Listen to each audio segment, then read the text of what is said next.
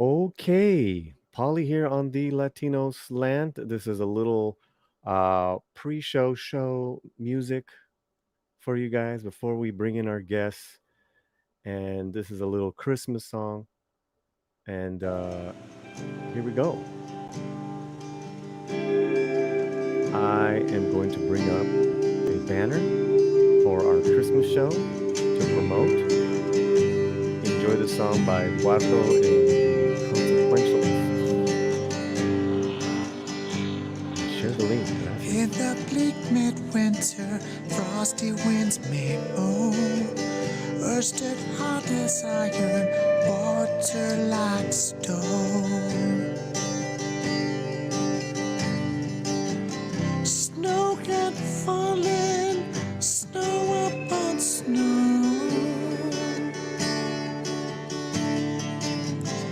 In the bleak midwinter, long ago,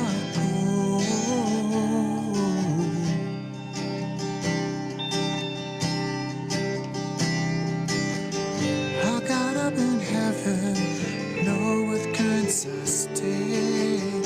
Heaven or shall rain away when you come to rain. And in the bleak midwinter, a stable bliss sufficed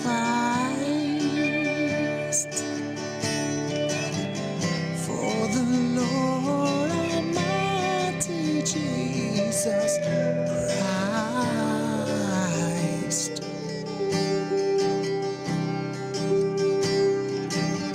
Angels and archangels may have gathered there, cherubim and seraphim thronged in the air. But only his mother in her maiden bliss worship the beloved with a kiss.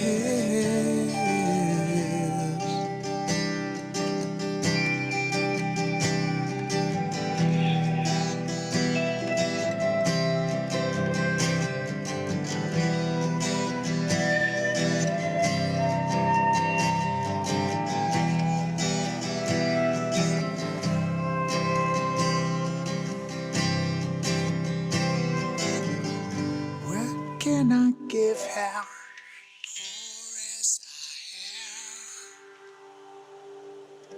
If I were a shepherd, I would give him a lamb. If I were a wise man, I would play my part. Yet what can I give him? I give him my heart. All right, that's Eduardo and the Consequentialist. This was from a few years ago. There's a great song, this great cover that he did for us. So, what's going to happen is on the 21st, 3 p.m. Pacific, it's our third annual Christmas concert. Eduardo and Consequentialists are going to perform. This other artist, Vida Lata, is going to perform some fantastic songs, a couple of holiday songs as well. I just wanted to get that information, especially if you're watching this right now on the replay. It's really important that I wanted to get this out on the replay at the beginning of our Saturday Espectaculo event. So that is going on the 21st of December here on the Latino Cent. Plus, also too, besides our musical guests, we're gonna have, our friends popping in and out. We're gonna invite all the other people that we do streams with, all that good stuff. Okay, my friends, let's start the show. We got a nice little intro. I think you're gonna enjoy it. Ándale pues.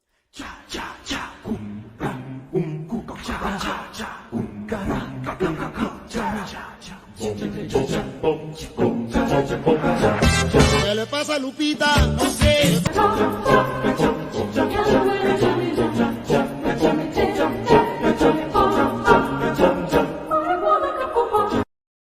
Just because I'm Mexican, it doesn't mean I need to work a stereotypical job. I'm gonna be a streamer. Aquí estamos, porque acá fue donde nos puso la vida. Ya son las 7:40, me grita mi jefa, levántate morro, te vas a la escuela. A mí no me engañas, aún no te bañas, pues tienes los ojos llenos de lagañas.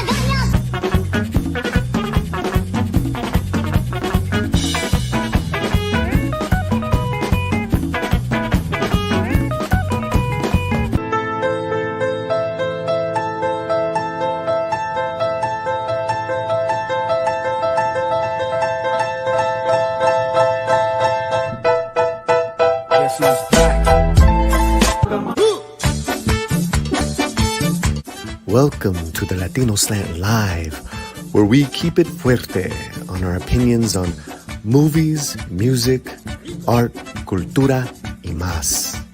Bienvenidos.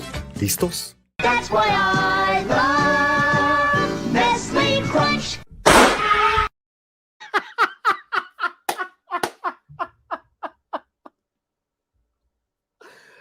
Oh, yeah. I had I had to do that to you guys. Oh my god.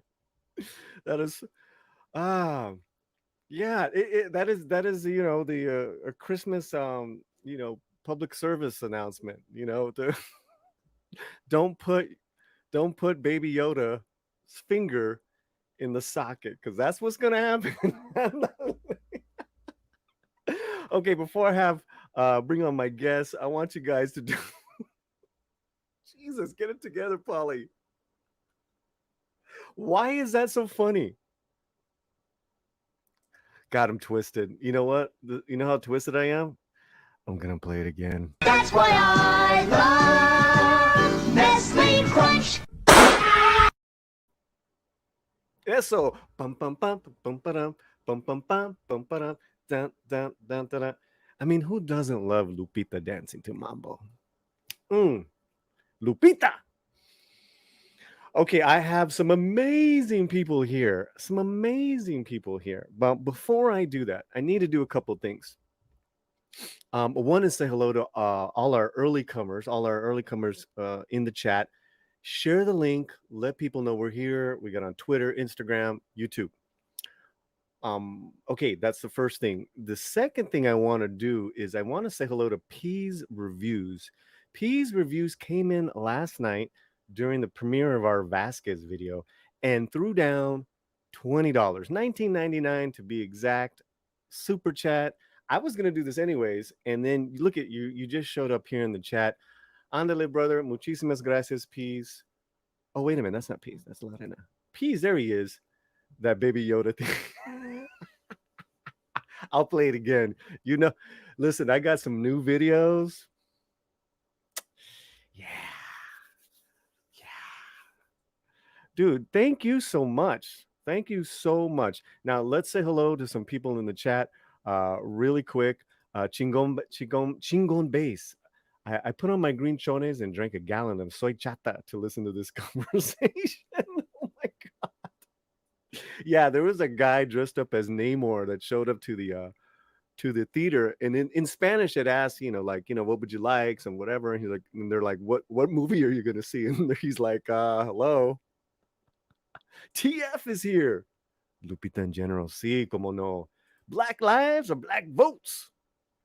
How about both? Orale, Picasso, Nemo Nova. TF, why you gotta do Gorgu dirty like that? Hey, that's like the Mexican humor, man, that we just like take the shit out of things that we love. Visinger is here. Sack down. What up, mi gente? What up? What up? Your Muslim uncle. What up? What up? What up, Bonzo? What up? ¿Qué pasó? These are the early comers. I love it. El perro. Struggles. You know what a perro is? It's a dog. Row, row. Better calm down, Paulie. Hey, what's up, Dylan? Good to see you. E. Clay. Y Clay Chicano too. You give me hope. I do. Picasso, you better find some hope somewhere else.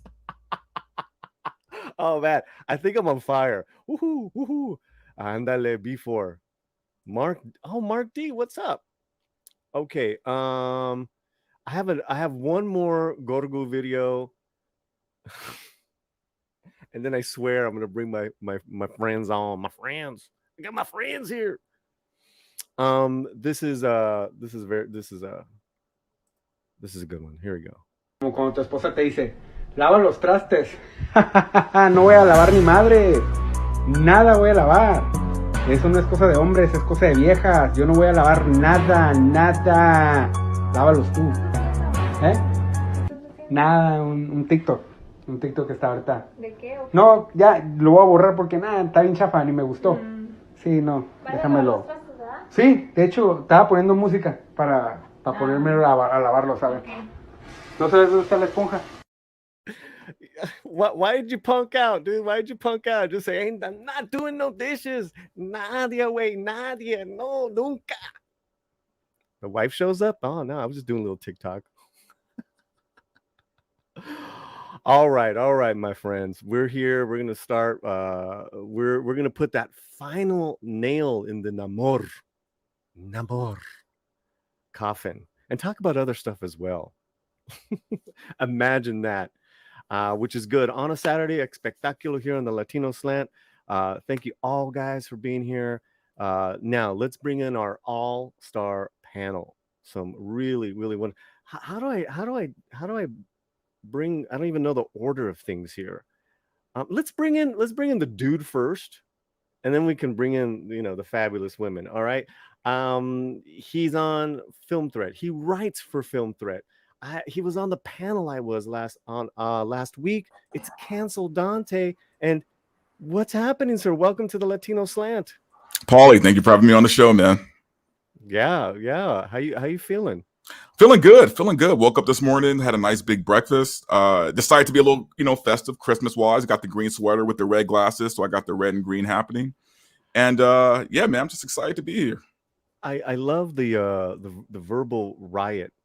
Is that how did you get that on there? Is that behind you? Is that green screen? Oh, you're on a green screen. I'm on a green screen. Wow. Yeah, unfortunately, I don't have a cool enough office where I can, have my little statues hanging up and everything. So I had to improvise with the green screen. Also, if you guys know Chris Gore from Film Threat, he was just pushing me to get my own channel out there. And so I just kind of, did this makeshift thing and said, you know what? I'll worry about the production value later. Right now, I'm just going to get my voice out there and hopefully people respond to it. And to my surprise, man, people have responded very well. In a short amount of time, I'm almost at 500 subscribers. I've only been up for 10 days. What? So it's been a wild ride happening right now. And yeah, the show's called Verbal Riot. And a nickname or a show that I came up with because some friends of mine, jokingly said I tend to incite things. So I'm like, that's a pretty decent name then for a show. I love it. Well, during the show, guys, I think Mark D is here and I see Darth Plato. Mods in the chat, drop links to all our guests. And we got to meet in person and we did that panel last week. Dude, that was fantastic. It was an amazing show. It was a great panel. I think the audience really dug it. It was standing room only, so it was definitely a packed show, and I had a great time. It's always a trip meeting people like I suppose it'll be when I get a chance to meet our next guest because I've been streaming with her for almost a couple of years now, and we haven't met in person yet. And it was a trip for me to meet Gary Nerdrotic in person, that Star Wars girl in person. Yeah, it was putting that energy, it was great. It was great, brother. So we're happy you're here. And right now we're going to bring in our next guest for this beautiful panel. She's going to make it beautiful. The next two guests. Yes, exactly.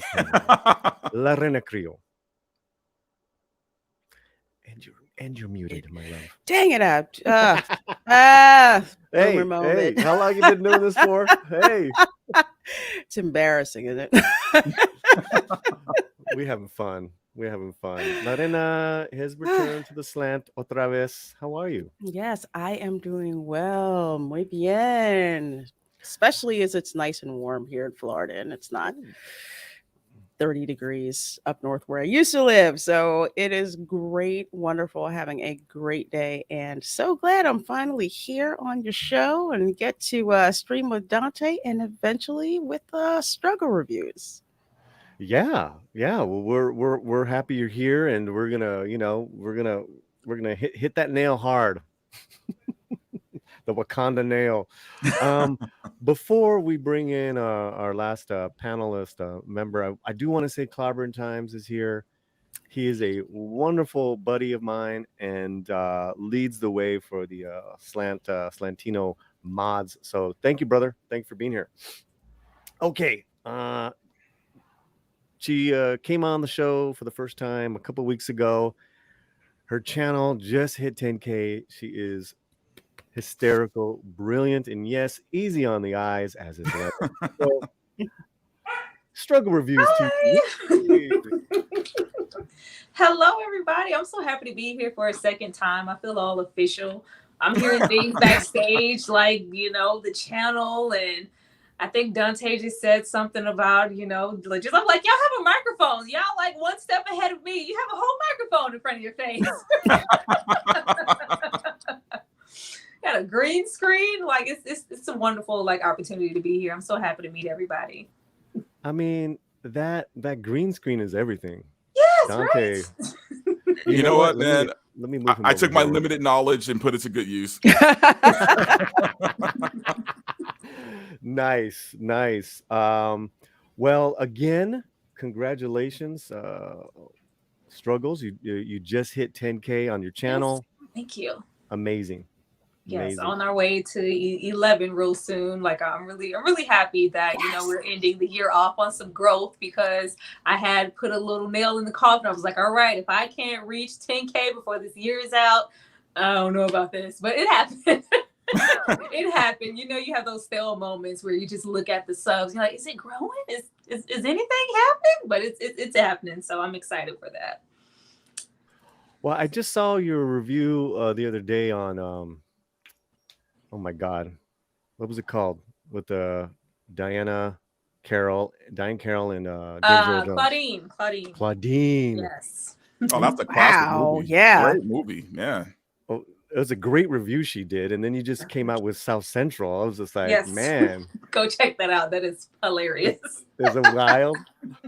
I had to do an intro. Like certain ones I just get into, but if it's like that much of a classic, then I'm like, okay, I have to really do an intro. Mhm. So enjoy my loco South Central intro, please.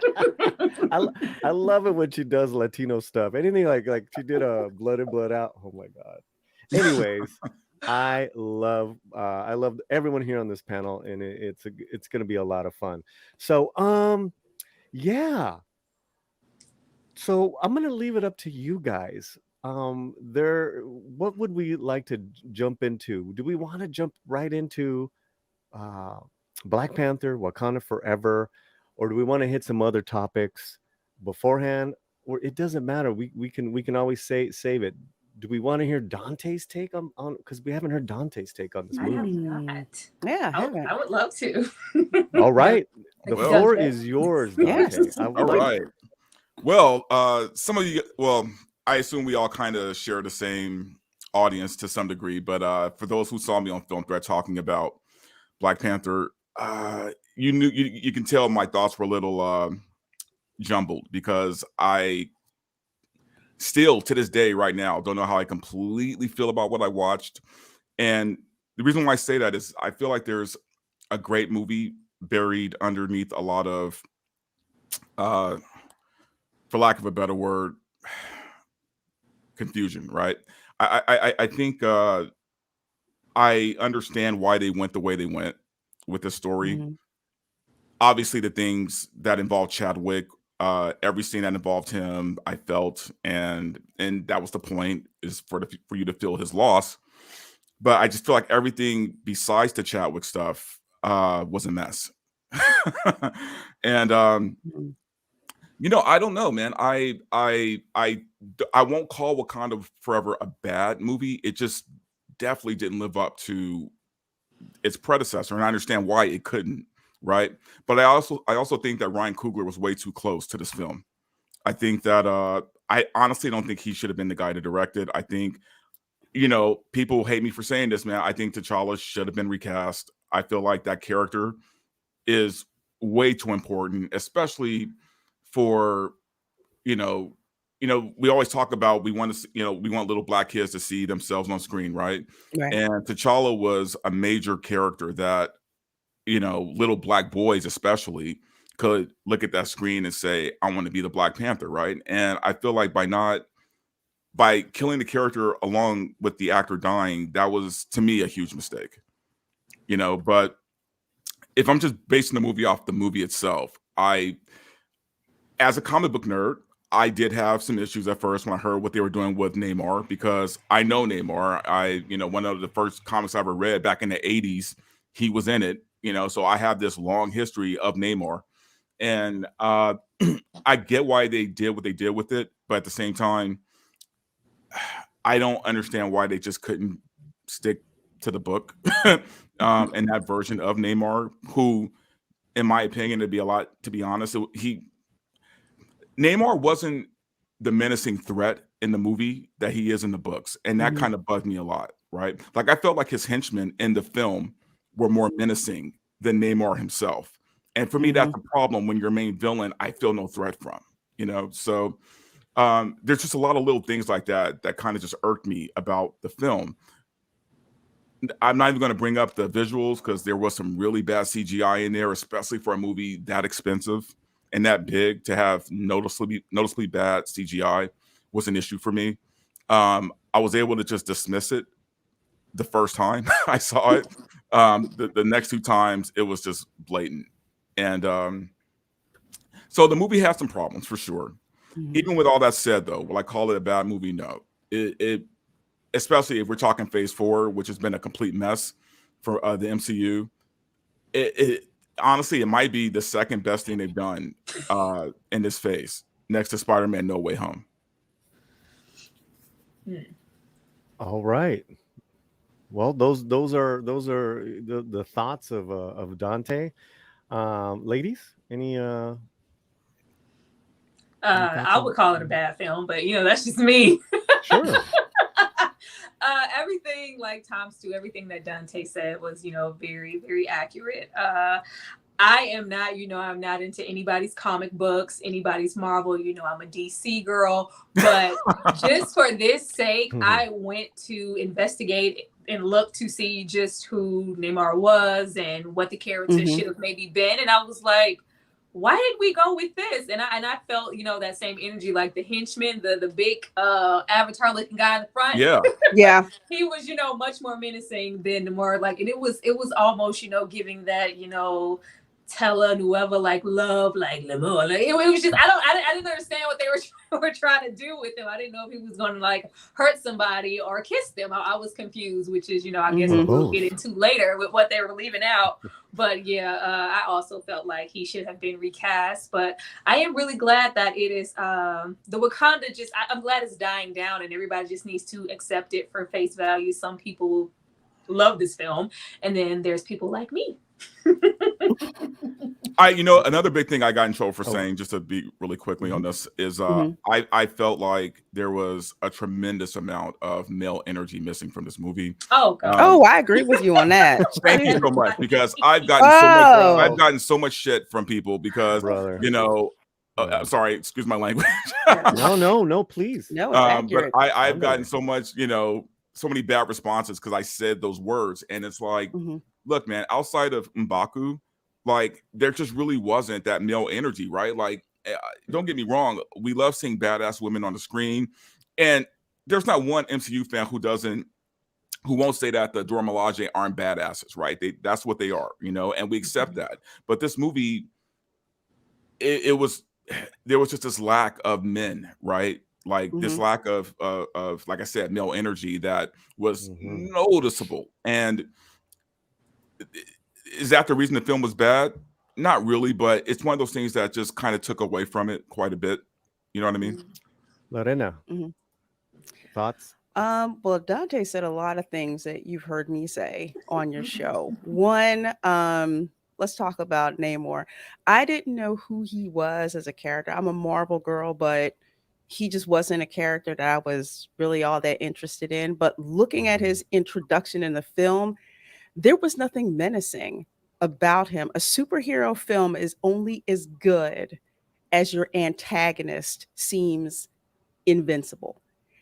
That was missing when it came to him. And like, Struggles and Dante were saying, Namor's henchman, his number one lieutenant, actually both of them, they were more fearsome than he was. So to me, that is a blatant lack of writing.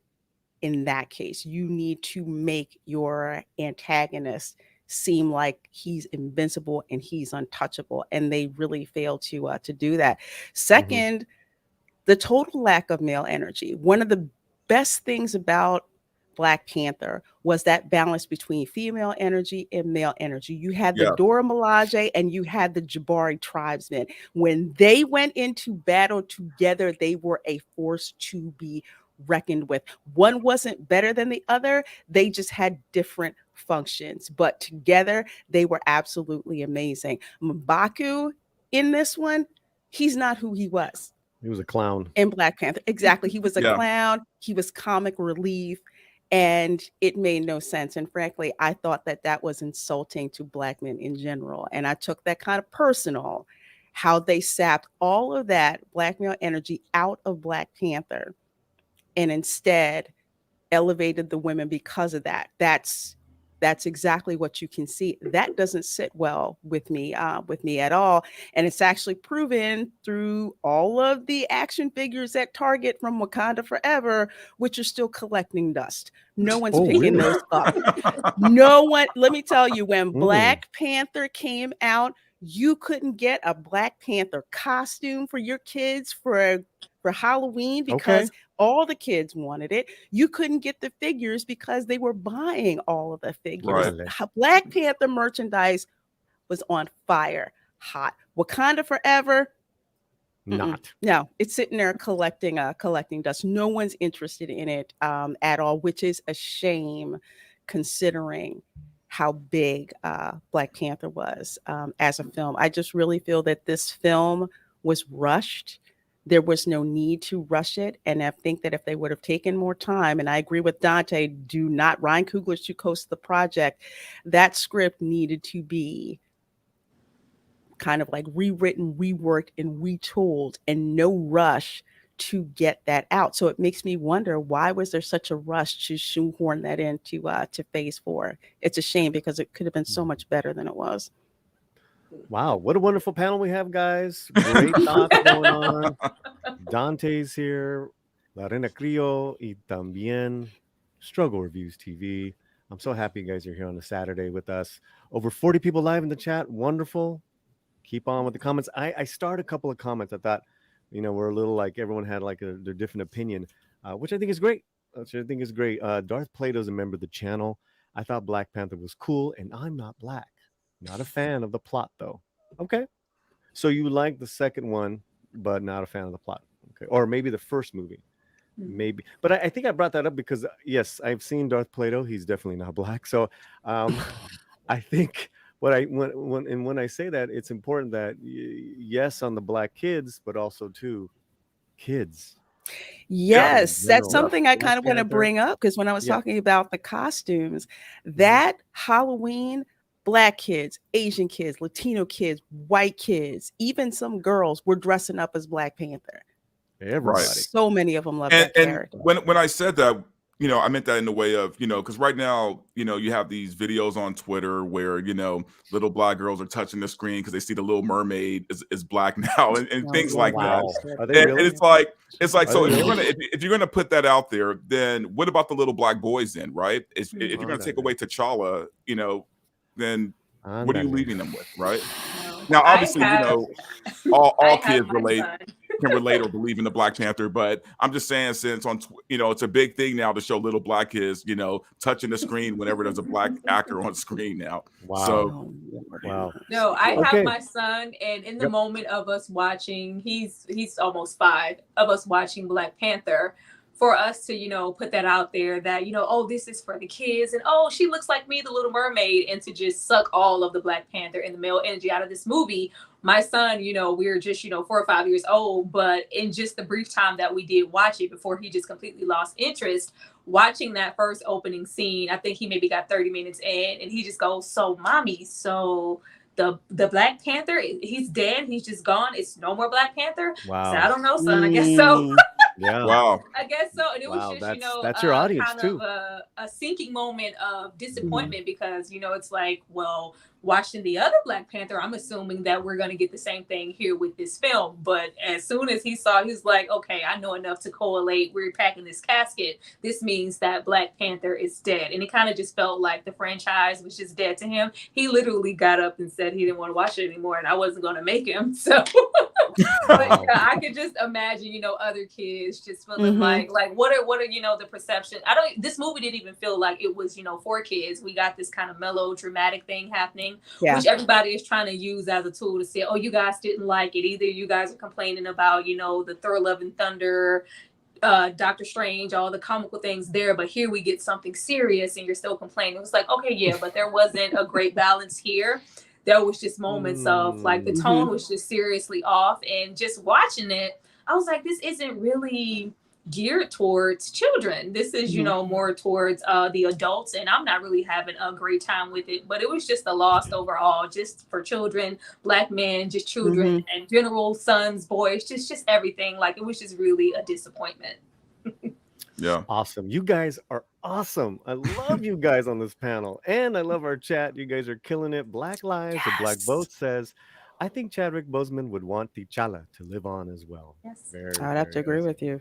And let's be Rob- real. I mean, Oh, there's not a lack of black actors that could have taken that role, right? Eldest Yeah. Hodge. Eldest just Hodge saw- could have I easily just have saw- been. yeah. Oh, the next Black yeah. The best thing about Black Adam was Aldous Hodge.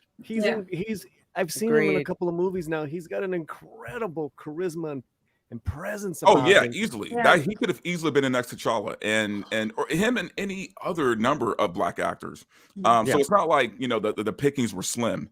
No, you know no. what I mean? And it goes back to what you said, is that there's so many brother, there's so many problems for me with this movie. For me, it's just not even for me an argument. It's a horribly made film.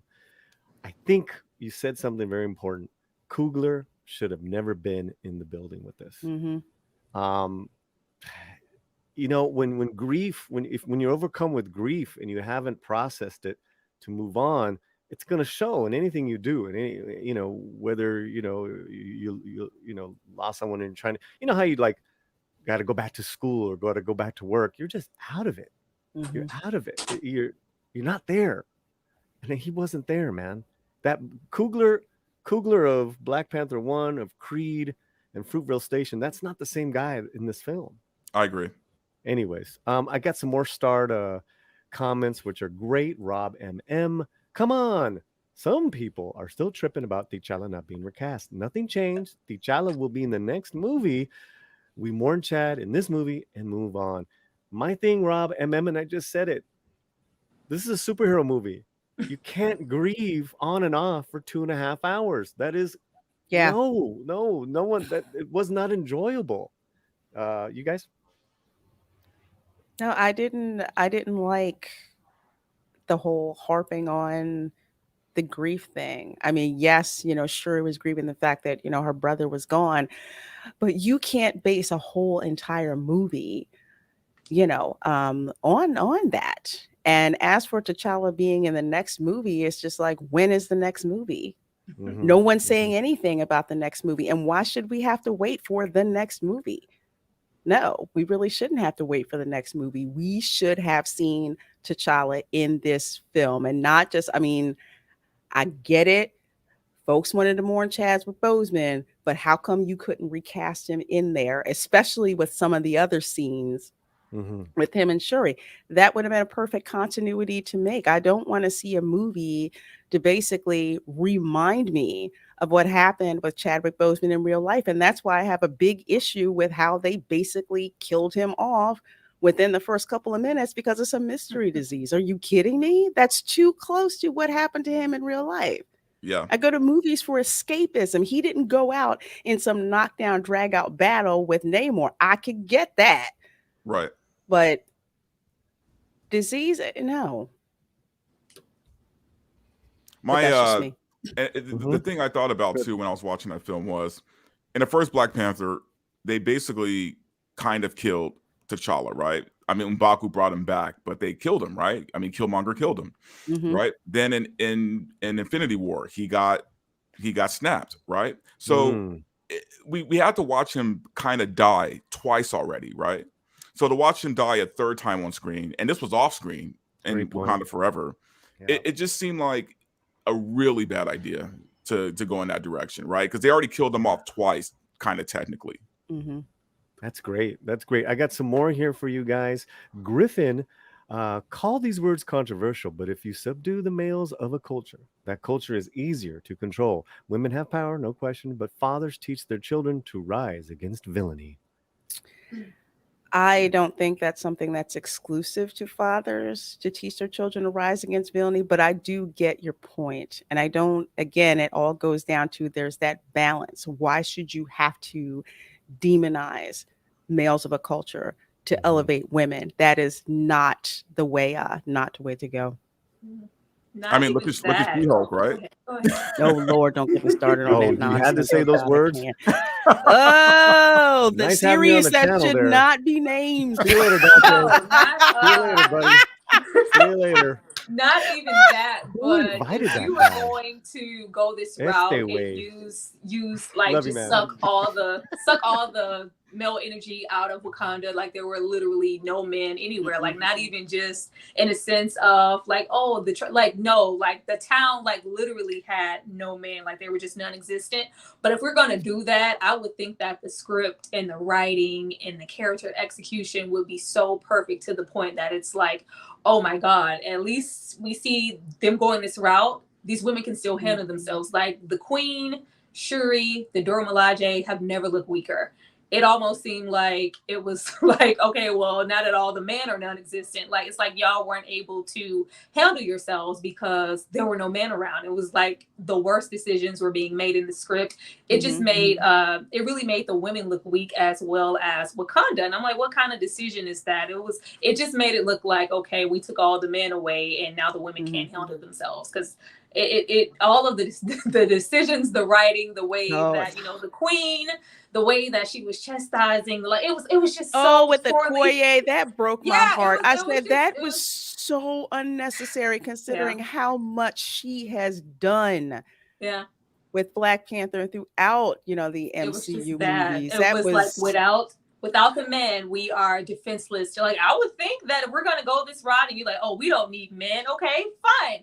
Handle yourselves. But it was like, well, we just is, once you got past the border and he swam on over, we were just defenseless. We were just with his wet back, we were defenseless after that. So Did you say border?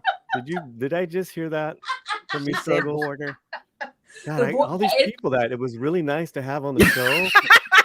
No, you sit and told me that wasn't giving border. When I watched it the second time, the whole thing of, where did you come from? And we have him coming out of the water. Oh, this is so incredible. A place where you never have to leave. Like, where did you come from? Like, get back over there. Like, it felt very like, get back across the border. Maybe it was me. Absolutely. Me and Mexican Ironman Dante took real personal offense to just the dialogue and image camera angle after camera angle of Namor coming out of the water with a wet back. How did you get here? How did you cross this river? Yeah. And I was like, oh wow. I'm like, did y'all not have a focus group, or did you not care about the imagery of that? Bro, I do not need to see this in a superhero movie. Anyways, I have some super chats. Let's go on. Speaking of the man, Mexican Iron Man comes in for $9.99. He says, still raising funds to support my blue Mexican fish cousins in the war against the Wakanda oppressors.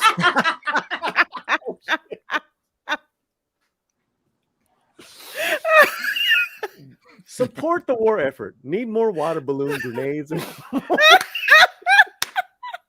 threw water balloons, bro. He threw water balloons. Yeah. At Angela Bassett. Need more and more seashell coof face masks. No.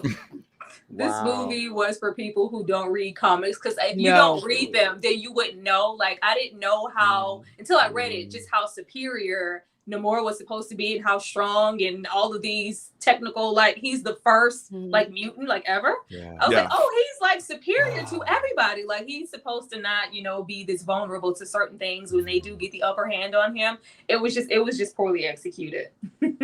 Wow, that was some. Thank you so much, Mexican Iron Man. And you come in again for another $4.99. Wow. What an all-star panel. 4 of my favorite channels. Hey. Thank you. Thank you, Mike. Thank you. And P's Reviews comes in for $49.99.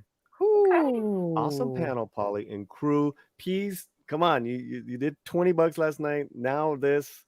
That is very kind, P's. So Muchísimas generous. gracias. We are, yes, they are an awesome panel. We're gonna play a couple of videos for you guys, and then we'll be back. I know I'm like mischievous here. Some videos of thanks. So what do we got here? We'll be right back. Here we go.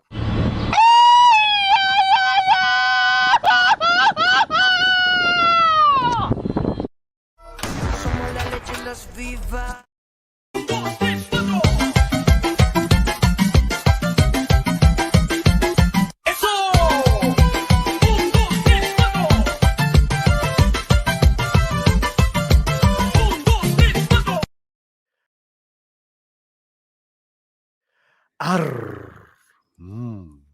Noise. Arr.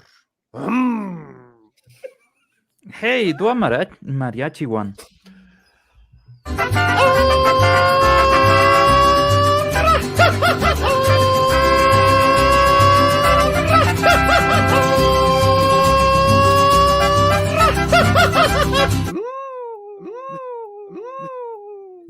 Oh my god. That's why I love Nestle Crunch. I need that clip. Ooh. Oh man. Oh, having fun. Thank you, everyone. Everyone in the chat. Whoa, did she take herself out by accident? I think she did that. Yeah, she might have kicked herself out. I've done it. Fun. Anything happens on the live show. Yeah. Okay, let's go now to our next part here of what we want to discuss is the box office of Wakanda and WDW Pro on Twitter. And I sent you guys this as well. This came out yesterday, and he kind of reiterated it, reposted it himself this, today. Huge Black Panther Wakanda Forever marketing budget is huge. Can the movie break even after a source near Disney leaked exclusively to us that the marketing budget is massive? The alleged leak says Disney pulled Strange World Lightyear promo dollars for Wakanda.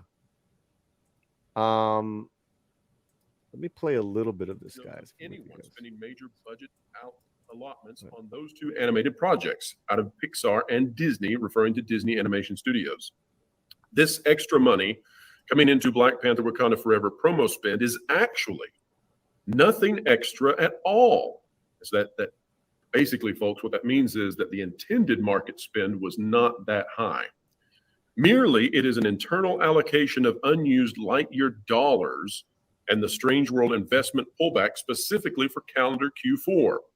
That should be differentiated from the fiscal Q4 that Disney had. This is referring to the last 3 months, I assume, of 2022. Yes. By the way, while not unprecedented, going back, say, 10 years or more when investment transfers would happen, usually marketing dollars were being shifted from live action towards Pixar and other animation in order to chase potential on the strong animated output of the day. Disney using plus marketing to save a poor movie, only slight impact on merchandising, is a very different approach than using extra investment to maximize a strong project to extend its role, which has strong impact on merchandising. Third parties know the difference. Okay, so basically, this is just saying the budget is a lot more than what was reported as far as the marketing budget for Wakanda Forever. Mhm. And that not only did it balloon to, I guess what they're saying is 1 times 1, which is 250 million budget, 250 million the marketing, but they pooled money from other Disney films, Strange World, and what was the other one? Anyways, Lightyear. Correct. Thoughts, guys? I mean, you have to figure that they were banking pretty hard on Wakanda Forever being like their big movie of this year, right? I say even more so than Love and Thunder and maybe Multiverse of Madness, because of the fact that Chadwick wasn't here, everyone wanted to see how they were going to pull this off, and I think they were banking high on that number because of that. As far as that marketing budget, though, that's nuts to me. Like that's that's a big marketing budget, man. And I don't think the movie produced enough to make that back. No, I mean, if you paid attention to the marketing for Wakanda Forever, that was a crazy push. It seemed like everything was related to Wakanda Forever, from like Dorito chips ads to Nissan ads to just everything. The blitz for that was crazy. I mean, with Black Panther, I could understand, but with this one, it was, I would say, over the top marketing that made you question, why is there marketing for every single solitary product, it seemed, when it came to this movie. So that kind of makes sense because, well, Lightyear wasn't really that great of a movie. Pixar is like nuts, but Lightyear didn't go overboard with any kind of marketing per se. There's very little marketing for that. Strange World, nothing. Nothing. I didn't even know that movie was out. Hadn't heard of it, hadn't seen any ads pop up for it, online at all, nothing. So the fact that it kind of makes sense now, because I thought that the marketing for Wakanda Forever was just overkill in a way. I think it just goes to show how much they really believed in this film.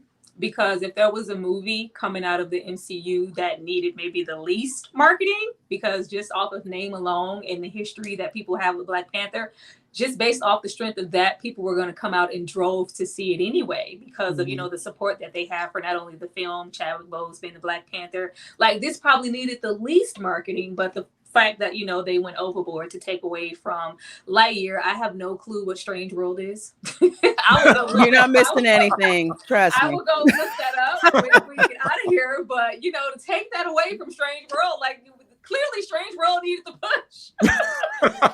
These movies needed that, and you took that away. But it makes me feel like you knew this movie was trash. Like, you knew that it wasn't gonna hold up. So like remember, go see, like, we're gonna put it in your face so often. Nobody forgot about it. I think everybody was anticipating this film, whether you loved it or you just really wanted to see. Like, I wonder how they're gonna do this without Chadwick Boseman. People were gonna come out and see it, but the fact that you thought you had to take away from 2 projects is like really sad. Like, they knew that this was gonna miss the mark. But you know what, though? I mean, to be honest, I feel like it's not really a surprise, right? I feel like the way Disney has been operating lately, this is on brand. They've been making some really bad decisions, I think, for the past 2 years when it comes to their films, their marketing, what they're trying to push. I think they've been actually in the loss more than in the gains recently. So this doesn't surprise me at all. Yeah, I do want to say that WDW Pro, as of this video, and this was yesterday, that this is alleged and it's a leak. So he did specify that, but he did also say that my source has been legit and has been right for many a while. So, um, Brandon, the anime guy, member of the channel, that means this decision led to 3 films not making money. Wow, it's a risk they took, and Yeah, but was Black Panther a risk? That shouldn't have been a risk. That should have been just a Bankable. dunk, it, right? That should yes, have been a layup for them. no, you're absolutely right, but it is a risk. They knew it all the way up until the end, all the way up until June. They were still shooting Black Panther reshoots with Namor, and you could see it. You're like, this is probably the best thing that we got going in this film. Let's shoot more Namor, and of course, that it was like a separate film. There's 3 separate movies in this. I felt, which was all a big mess. So, but the box office numbers is up. This is from Deadline as of a few hours ago, and this is not good news for not just Wakanda, but movie box office in general. This is what happens when you have a holiday season before a big movie release with Avatar. You get the second lowest box office weekend of the year, an estimated $37.2 million. Wakanda Forever is set to make 11 million in its 5th go around.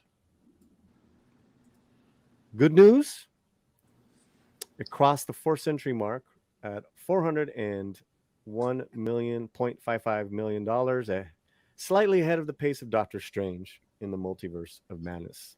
I mean, this thing should have been wiping up the floor, like Dante said. Agreed. If they had really recast T'Challa and kept that mystery for us to see, like, who is it going to be? Because I think everybody, like, once we saw that upper thigh, we was like, all right, it's Shuri in the suit. We don't care. Right. But if Like they would have Snyder. really like pushed and we could have seen, like, oh my gosh, I think that it would have been so much better. Take that banner off you. Okay, say that all over again. No,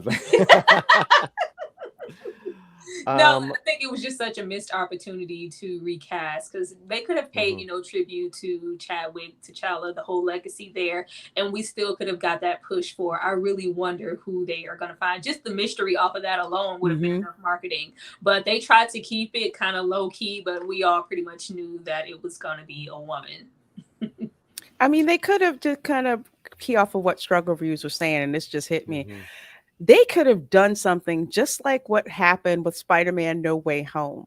They kept asking Andrew Garfield, are you going to be in the movie? Well, okay, he's totally going to be in it. But it's like, well, wait till the movie comes out.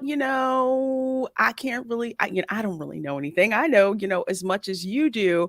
And to have whoever it was recast, like say if it was a big name like Aldous Hodge, like even John David Washington, Denzel Washington's son, somebody like that show up and you had no idea who it was going to be. Just the reaction to that and people wanting to go back to the theater to relive that reaction to seeing who it is and hearing the word of mouth. Do you know who they were? Do you know who the new T'Challa is? That would have been perfect with respect to marketing, because part of the marketing for Spider-Man No Way Home was, is Andrew Garfield going to show up? Is Tobey Maguire going to show up? And they kept that on lock until the movie happened. I mean, that was great marketing. And a lot of it was free, living in our heads. Fantastic. Great. Yeah, great point. Great point. Dante? And yeah, from these numbers that you see, if they're going to do the multiverse thing, they could have just easily have gone that route, right? It's like he's not the T'Challa from this universe, but he's here now. He's stuck here, and he is in Wakanda now. There's a lot of ways he could have gone about this, just to replace T'Challa. But again, Ryan Coogler, I knew when I heard he was directing it that there's no way he was going to replace him. Like, I knew that before they even talked about the film. Like I said, if he comes back, he's not going to replace Chadwick at all, just because of how close they were and how tight they were. So I didn't expect a new T'Challa. I just wish Disney would have made a better decision in who directed this film. There you have it. Great. Okay, final nail in this Namor coffin. Black Panther 2, Wakanda Forever. Its legacy. What is the legacy going to be of this film? You should have passed on it. Disappointment. Like just the whatever the next installment is, there's a lot to live up to, but I think the all around excitement for what Black Panther is and what it represents, it's completely like, I don't want to say diminished, but I'm like, I don't care anymore. Like it's diminished.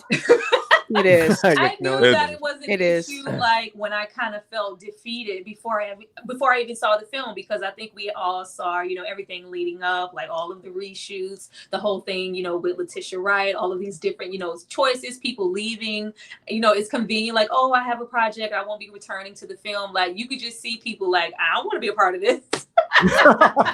Wow. It just seemed like people were backing away. So I think we all really just knew, like, we weren't expecting, like, I was just really hoping, though we feel like it's going to be bad, I'm hoping they can pull off something really amazing. And it just was like such a disappointment. But we are supposed to live off of, I guess, the juice of, T'Challa's son until we get a new installment. Like, oh, that's like, I don't care anymore. Yeah, I don't exactly. care anymore. I would agree. They had one shot and they should have taken the time to do it right. And the legacy going forward is basically it ended on a whimper, which is such a disservice to the character, considering how much we've seen Black Panther throughout the MCU. So yeah, I kind of agree with you, Struggle. It's like I don't care. I don't care anymore. It's so just, we got M'Baku coming off of the shuttle, like, I'm here. I'm here after I lost my arm wrestle. Yeah, to Shuri, To Shuri. I lost arm wrestling to Shuri. And I don't even understand that scene. Like, what was that supposed to mean? Like, well, it's supposed to mean that she's as strong as a man. That's what that whole scene was supposed to be. There was no other point to make besides that. Well, Paulie, I think like what you said, this is the final nail, right? Yeah. I think this is the final nail in Wakanda. I think Disney's probably going to focus on other things. They're going to leave Wakanda alone for a very long time. We might see like, a few guest characters in other shows. Well, wait, but they already have that show going on, bro. Which one? Are they though? Show? Are they? You might be right. Yeah. Which one? Ironheart? Ironheart. Yeah. No. No. There's for the Dora Milaje, right? Like Dora Milaje. Okay. Yeah. And, if that again, are they though? I don't know. Did you guys? I think there was some article out that basically Disney had to sit down and retool Phase 5 and Phase 6 because Phase 4 was in such a mess. So who knows if that's even like I'll believe it when I see it, but yeah, I don't think they're going to do it. To be honest with you. I think Ironheart's already in the can, so we'll probably get that. But yeah, it is. It's coming. And we didn't even talk about her at all. Oh, it's nothing to say. That was a MacGuffin. Sorry, I could rant all as an engineer. So get it out now because I read these starred chats. We're gonna start going into other topics because no. I don't care how smart you are or whatever. No, there's no way that they would have let her get all the publicity for making that contraption to detect vibranium underwater. You don't know why? Dumb. Because her professor would have ripped that sucker off, submitted it for a grant, and got the money for it. Because that's how it works when you're an engineering student. But also, we never saw her being smart, right? Like they kept telling us. They kept telling us how smart she was, but we never really got to see that. She was at the campus. She was there, but you didn't see her like, in differential equations class. Did anybody solve that problem? And nobody did. And she's like, yeah, I'll show you. Go up to the whiteboard and do it. You didn't see that. No. All you heard was, I got differential equations in 10 minutes. And I've taken Shuri, different Shuri choice says she's ladies. smart, so she's smart, and we have to take that. And that's Wow. Wow, you guys. She was just basically a non-factor, right? Like she didn't take away from the film. She didn't add to the film. She did take away because we spent too much time on her when we could have been somewhere She else. took a lot away from the film, bro. Well, and they killed Angela Bassett. You might be right. I mean, that was like. You know what? One more. I'm sorry. One more thing I'm going to add about Riri, and this is another thing that pissed me off about the removal of black men. Wait, hold on. You saw she. Hold on. Oh, okay. Hey, stop, Brett. You saw she had that fire ass muscle car, right? Okay. Turned out that was from her stepdad. Her stepdad taught her how, all the things about mechanics and all of that. And that's how she learned. Then you find out he's freaking dead. How powerful, I know that he's dead. How powerful would that have been to show scenes of her with her stepfather? And her stepfather is showing her how to do stuff. Maybe she put something together wrong and the engine blew up. Now, I'm sorry. Okay, well, you're kind of learning this is how you do it. You didn't get to see that. So I had zero emotional connection to her. It's just, again, we're erasure of black men and they could have done something with her character, but no. Nah. That's all I had to say. I just wanted to get that out before I forgot it. Anyone else? No.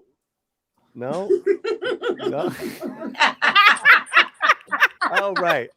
And I said this at the panel, Dante. What's up? I said this at the panel. What I'm about to say right now is that we talked about what makes films, that 1%, that's not garbage, right?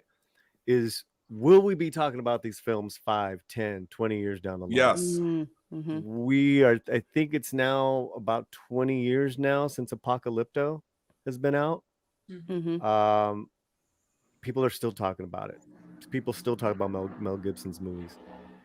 You guys want to see a Mayan superhero? His name's Jaguar Paw, and he's in Apocalypto. I saw him. He was amazing. Yeah, I agree. Fire.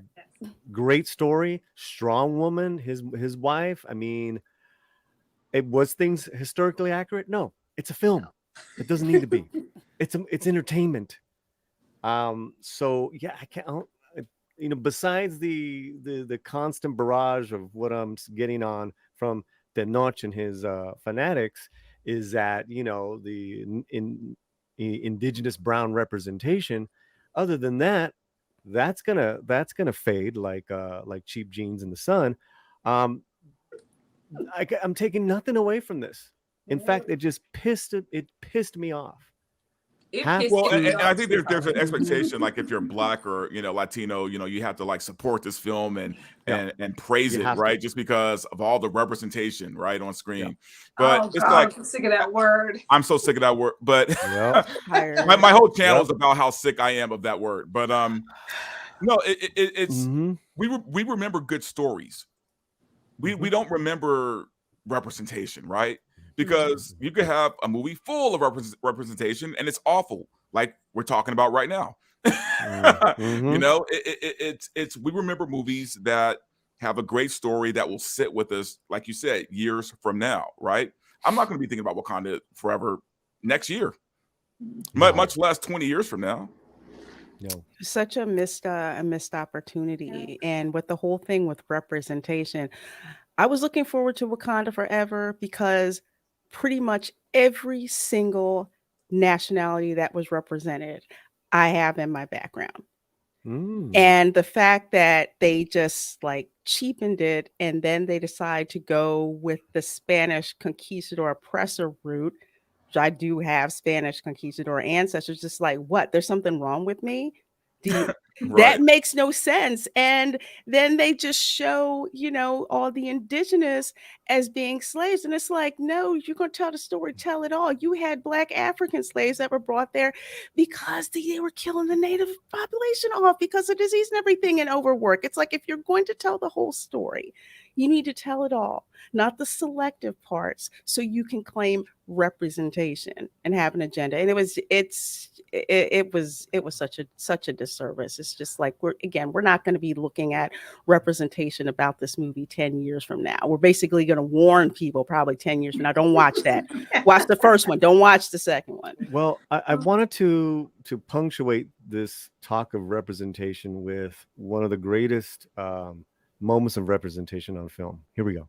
Mexican Americans don't like to just get into gang fights. They like flowers and music and white girls named Debbie too. Mexican Americans are named Chata and Chela and Chema and have a son-in-law named Jeff.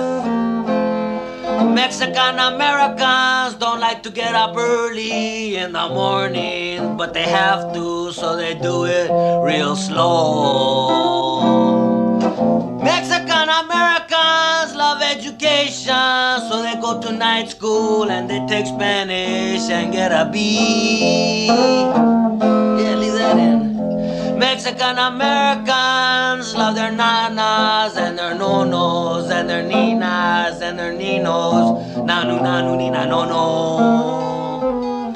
Mexican Americans don't like to go to the movies where the dude has to wear contact lenses to make his blue eyes brown, cause don't it make my brown eyes blue? And that's all I got. How do you like it? Oh, that's good. Pretty good. Huh? It's like a protest tune, man. Yeah, I dig that, man. Yeah. But you know why you... It's like a protest tune. It's like a protest tune. Let me tell you something. That shit's timeless. Yes. Yeah, but talk about movies you can't make anymore, right? Yeah. That's classic, man. Not in these times. I guess you're right. Well, over 50 people live in the chat. You guys have been amazing. Yes. Killing it. I got a couple of okay, I'm gonna do these and then we really will stop talking about what. No, I mean, let's do it, man. I mean, this is what the show's about. So Skillmonger says Ryan Coogler should have come back for the third film. There you go. Brandon the Anime Guy, missed opportunity. The way of the current modern hashtag Duck Fisney. Solomon Thornton, love your opinions, guys. Love your guys' opinions. If I directed Black Panther 2, Atuma manipulate Namor to battle T'Challa and Namor realizes his ways. Then they realize that Dr. Doom was the true mastermind. That is good. That is good. That will require some respect of the comic book lore. Yes, which they clearly don't respect. Unless it's convenient. Yes. Sure. Right. Chingon Bay says, I am the real Maya superhero. Yes. Oh, well, there you go. I like that. Well, this marks the end of an era here at Latino Slant, because I am no longer, after this, going to be talking about Wakanda Forever, Black Panther 2, live on this stream again. I do appreciate all the hundreds and hundreds of new subscribers and people checking out our NAMOR coverage, but ya estuvo. No más. Any final, like, just one-liners or whatever, we can go on to the next topic. Yeah, I will say this. I think Disney is in a very, or the MCU anyway, is in a very weird spot, because they have people now on record saying that they don't care about the material. In fact, I think James Moore was his name, the guy who is responsible for the movies, says something like, he made a comment that that they don't want to hire anybody who has prior knowledge of the characters and story. And I'm like, then what are you doing? Right? You're telling us right now you don't care about the characters that we care about, right? You want to hire people who don't even know this stuff so they can go in blind and do whatever you want them to do. Mhm. So if you're going to stay on that trail, I think the MCU is going to continue to lose money. And Black Panther, which should have been a home run, it falls by the wayside as being mediocre at best, right? Like, even if you don't think it's horrible, it wasn't good. It was mediocre at best, and that's the best that they could. That I think that they're going to be able to do moving forward if they keep this process going. Basically, I love it. All right, guys. Well, we got a couple of subjects to chat about other than Wakanda, and I thought this was interesting. I'm sorry to give it a click, but it is from CBR.com. And we got a that picture. We got a huge response when I did a video on number 4 of the 10 worst written female characters in sci-fi movies. I'm just going to go on down. Okay. To number 4, which I could not believe even was on this list, but then this whole list is just garbage. Oh, hell no. No. Hell no. No. Is a female character who embodies toxic masculinity. What? First of all, I shouldn't ask this question, but I'm gonna ask it anyway. What are y'all smoking when you came up with this? And I don't think they truly watched the movie Aliens from beginning to end, because Vasquez, this chick was tough. Part of, the I think it was the Intergalactic Marines or whatever. She had to be tough. She absolutely had to be tough. My favorite line was, I think, when somebody said, "Hey, Vasquez, did anybody ever mistake you for a woman?" And she was like, "No. Have you?" And then the follow-up from Drake was like, "Vasquez, you're just too badass." And they slap hands, and then she looks at him and kind of like gives a loving smack on his face. I mean, how fucking cool is she, man? She is next to Ripley. Vasquez is the second most popular, loved female character from the Alien series. I freaking loved her. It hurt me when she went out, because you saw how she went out, right? Like a boss. Like a boss. Her and her man, both hands on that grenade. Boom, and it was done. That hurt me when that happened. Let me read. It's a very short, stupid. It's very short. Private First Class Jeanette Vasquez not only goes by her last name because she wants to be considered one of the boys. What a dumb line. Although this character opens doors for the depiction of badass female champions in action movies, Vasquez falls short on several counts. When Hudson mocks her for her masculine demeanor, she scornfully asks him if he'd ever been mistaken for a man. You just said that. This hilarious quote delivers a potent punch for 80s viewers, but it certainly hasn't aged well. Yes. Oh, come on. What? Vasquez's retort is arguably sexist, as it is indirectly demeans the concept of femininity and sentimentality. On the plus side, she heroically sacrifices her life to save Ripley and Rebecca, taking a bunch of xenomorphs with her. Dante! Thoughts? Look, man, it's funny because in this era right now where they're trying to push, girl power, right?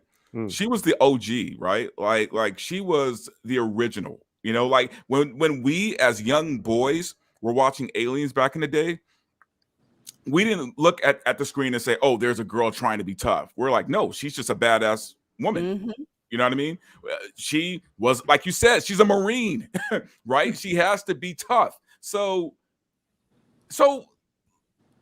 let me get this straight. Her being tough means she's being masculine.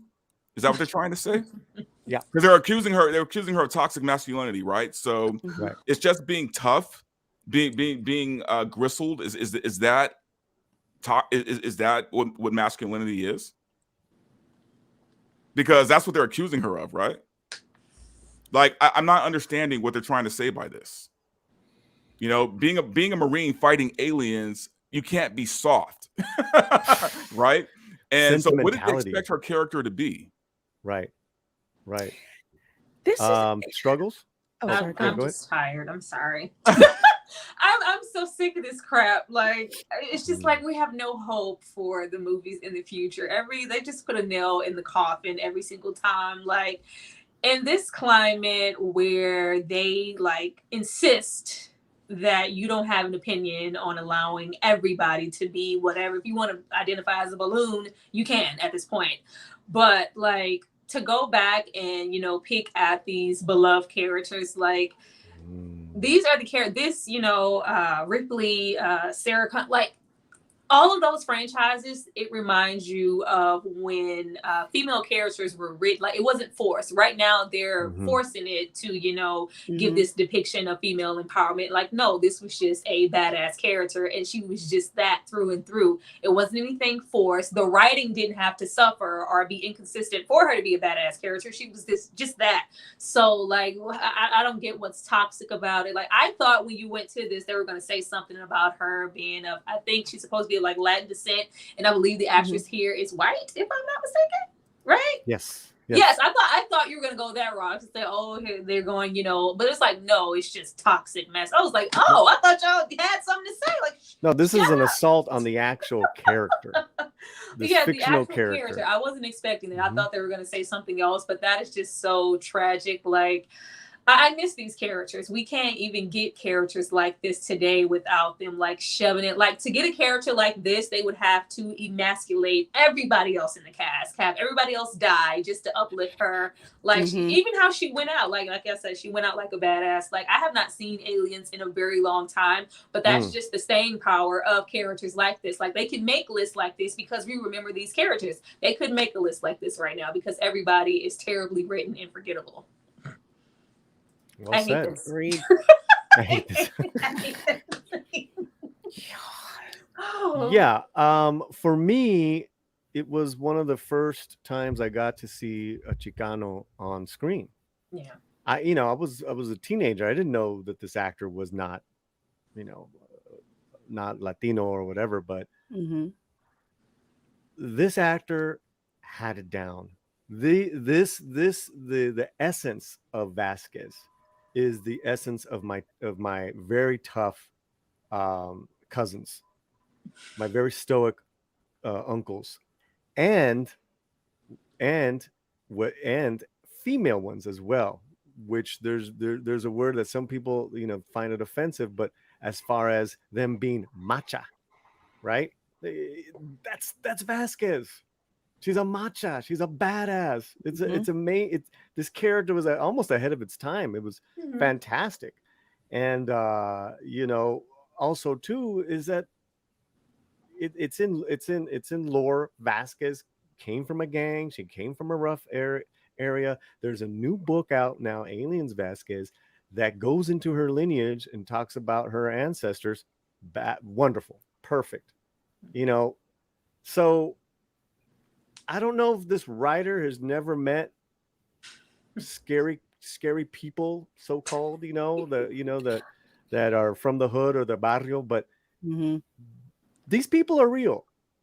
There's that real energy that you don't mess with certain people, men and women, that are cut from this cloth. That's Vasquez. I believe she was probably the best Marine of that whole outfit. So yeah, that was. I almost wonder if the person who wrote it has even seen Aliens. That was my question. I don't think they watched the movie from beginning to end because they watch snippets and clips from exactly. They don't watch the whole. Oh, somebody said that there's this female character in there, and this is what she says, and okay, that's toxic masculinity. No, you didn't understand the whole ethos of the film. Yeah. Yeah. If that's toxic, then what is Sarah Connor and Ellen Ripley themselves? Like what exactly? That's a fine line to say what she was toxic masculinity. Then there's no hope for any of the female characters. No. After 2010? Like God forbid these people watch Starship Troopers. If you ever seen that, Oh my God. remember Starship Troopers? Oh yeah. Yeah, I want to become a citizen, so I want to have a baby, so I got to be a citizen, so I got to serve my time here in the military. Badass female characters in that. Yeah, I probably gave them an idea. Now they're gonna go and try to pull apart that And what movie. I loved about Vasquez was the fact that the other men didn't have to seem weak for her to be a badass. No. Right? Everyone- Like Hicks Good was still a point. badass, even though Vasquez was a badass. Like she didn't have to, lead the team in order to have respect, right? Like all the guys respected her. More so than Hudson. And and they all chew the shit out of Gorman. You always were an asshole, Gorman. I mean, Yeah. come on now. Come on. Yeah, this I wanted to get your guys' take on that. See, but it's funny because we were talking about this earlier, Paulie. Yeah. And this is when you jumped in, is when we're talking about the whole woke thing, right? And what it means today and now, right? This is definition, exactly right. what all this is. So when people say woke now, this is the kind of stuff they're talking about. Okay. Yeah, Like, no, what that's do you it. mean? Like this person's writing? No, is I mean woke? exactly. This person who wrote this garbage, this is Sure. what It's a great today's example of wokeness means, right? of That Hollywood I that want to see liberal who woke. else was on the list now. right. Anything related to masculinity, to just to men, right? Is bad, right? It's wrong. It's toxic, right? Like that's what that means now. I don't know Paulie, what your today's mustache is I don't know toxic. what today's heroine is supposed to look like then, right? Well, So what's a according- modern day well, great heroine? transition. According to Jennifer Lopez, she's the very first action hero ever. Female. Based on the Hunger Games? Based on what? No, based on her. No, but I mean, what is she basing this on? Like, She's the first ever of ever. Are you ready for this? Okay. I remember when I was doing Hunger Games, nobody had ever put a woman in the lead of an action movie.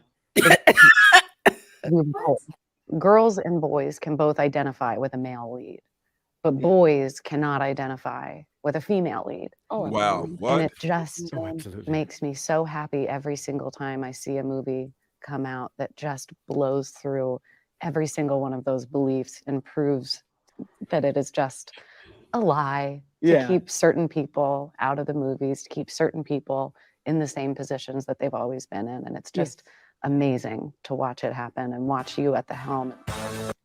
These people swear we must not have memories. I want to bring this Nobody back had ever put a actually woman to in the like lead. Simu Liu.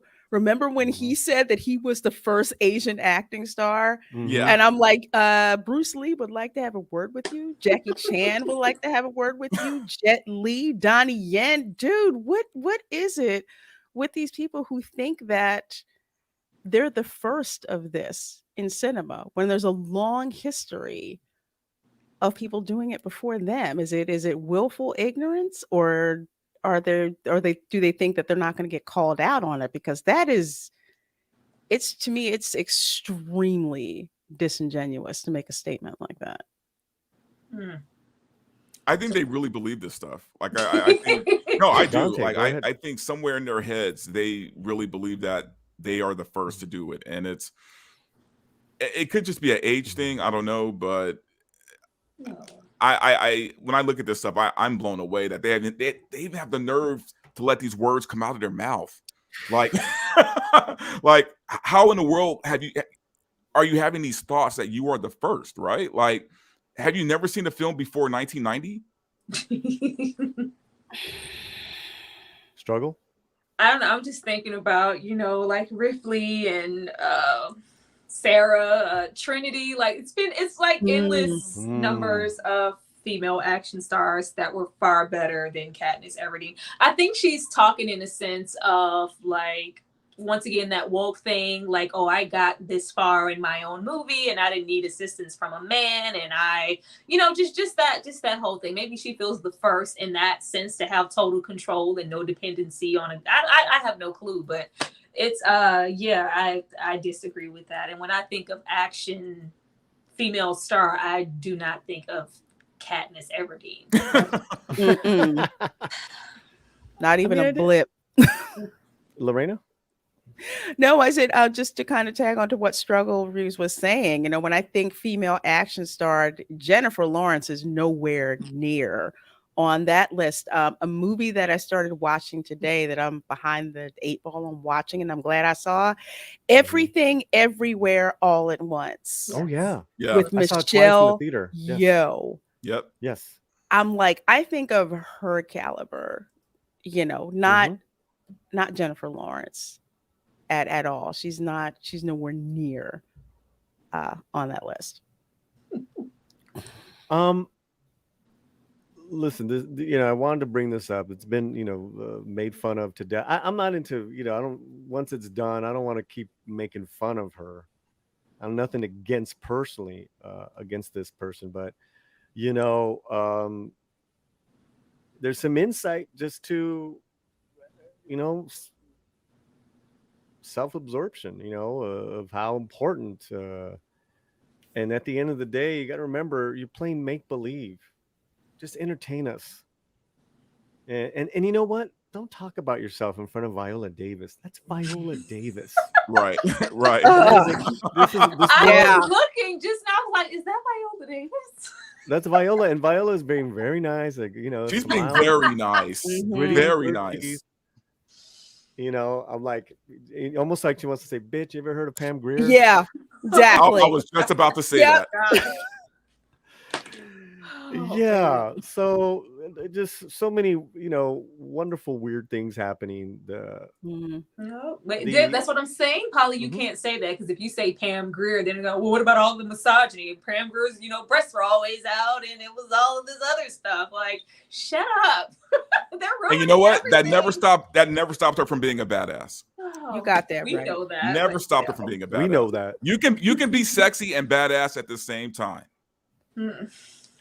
Which I know is a sin these days, right? Yeah, because But femininity is a problem. You can't have that. Por Dios, por Dios. We got some starred comments, which I love. In regards to the CBR article, something tells me that Jennifer Lawrence wrote this article. Toxic masculinity is code for iconoclasm. I'm gonna look that up because I don't know what that means. Yeah, I feel like Solomon I Thornton. know when I don't. Follow Solomon Thornton. Viva la macha. Solomon again. I remember Jennifer Lawrence in Kill Bill 1 and 2, Underworld, Alien, and Underworld. She must have lived under a rock. She was not the bride. Terrible.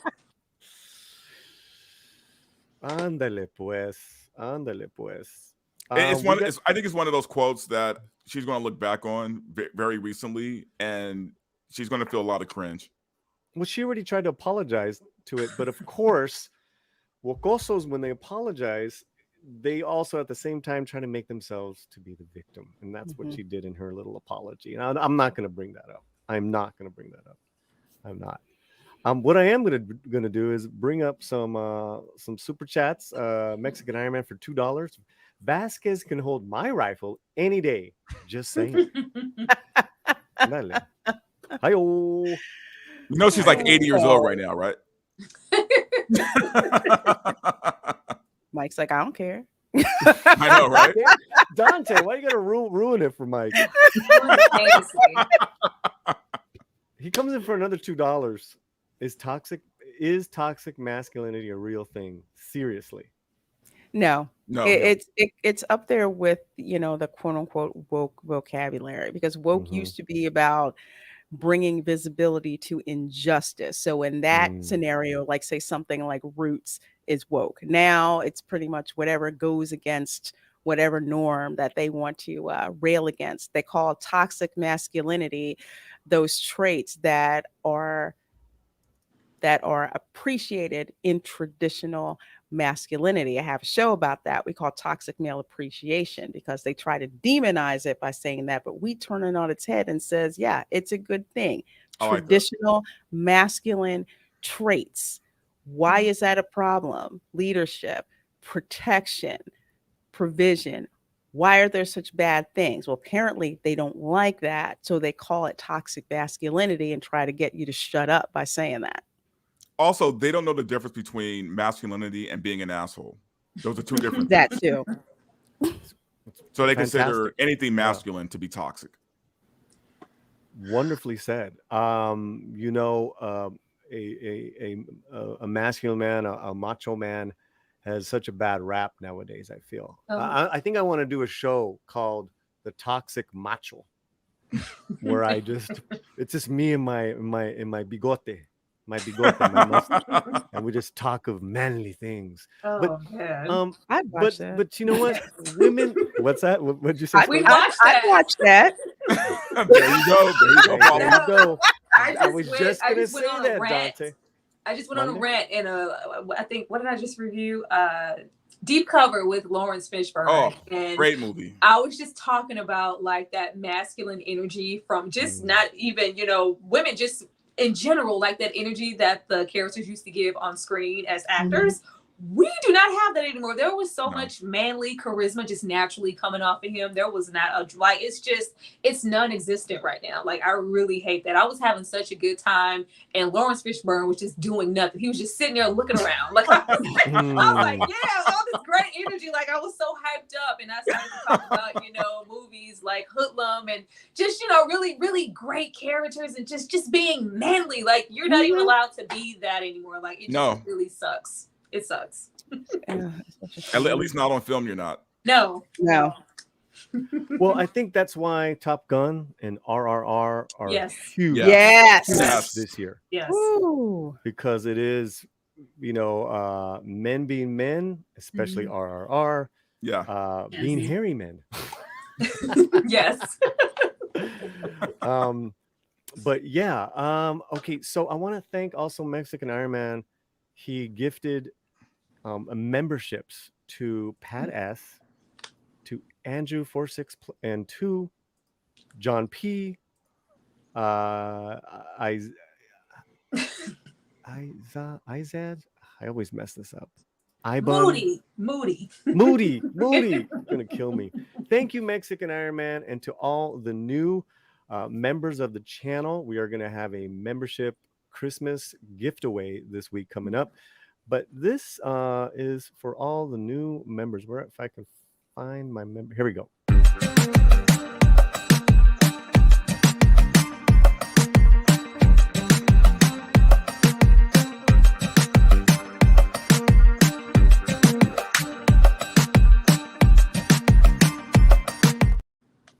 Yeah. I don't know where you find these clips, man.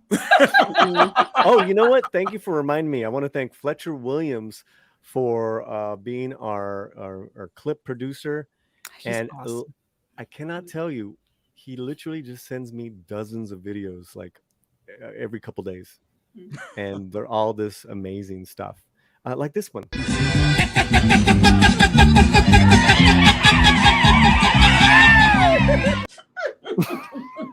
I'm dead.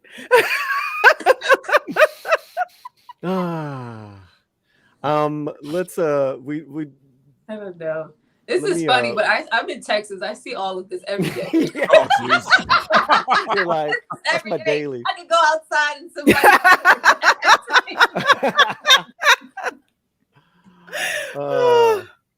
Okay.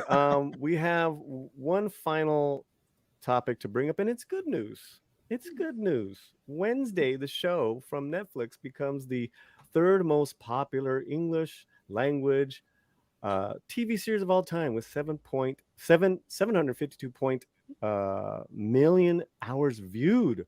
Wow. Congratulations to the show. I finally saw the whole 8 episodes. Loved it. And I had a couple of I had minor problems. And that's kind of, I'm like almost not used to that. I'm used to, like, having Wakanda Forever problems. But did you guys check it out? Yes. Yeah. Let's hear your thoughts.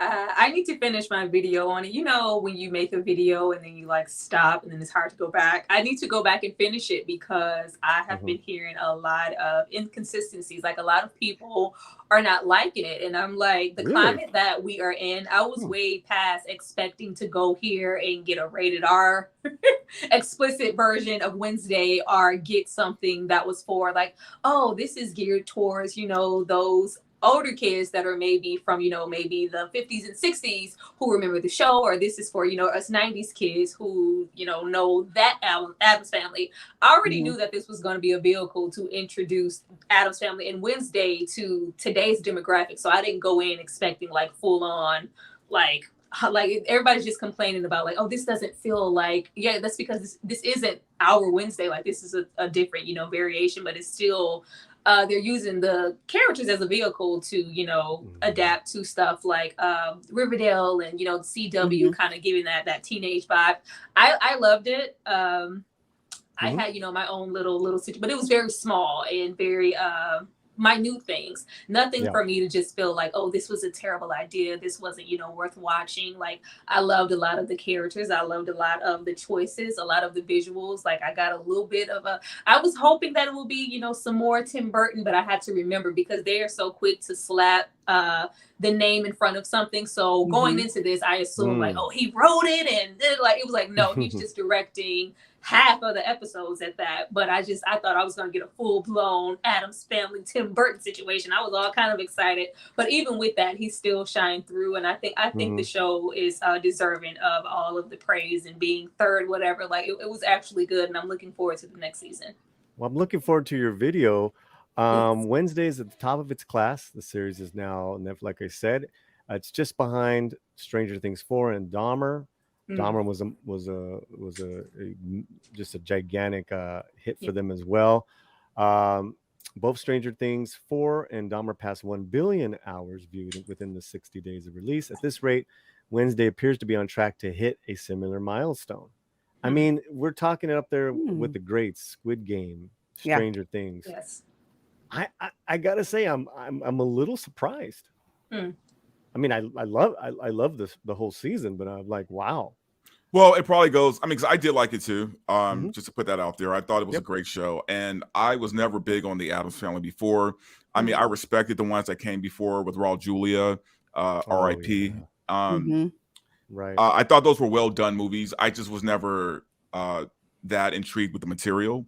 But this show, for some reason, I really kind of bonded to it. Like I really liked it from the first episode on. I think Jenna Ortega is an amazing actress. I think she killed it as Wednesday. And from what I heard, she put a lot of just, you know, method into it. Like I heard like part of her training or her thing going in was she had to practice not to blink. Because if you notice, Wednesday doesn't blink a whole lot.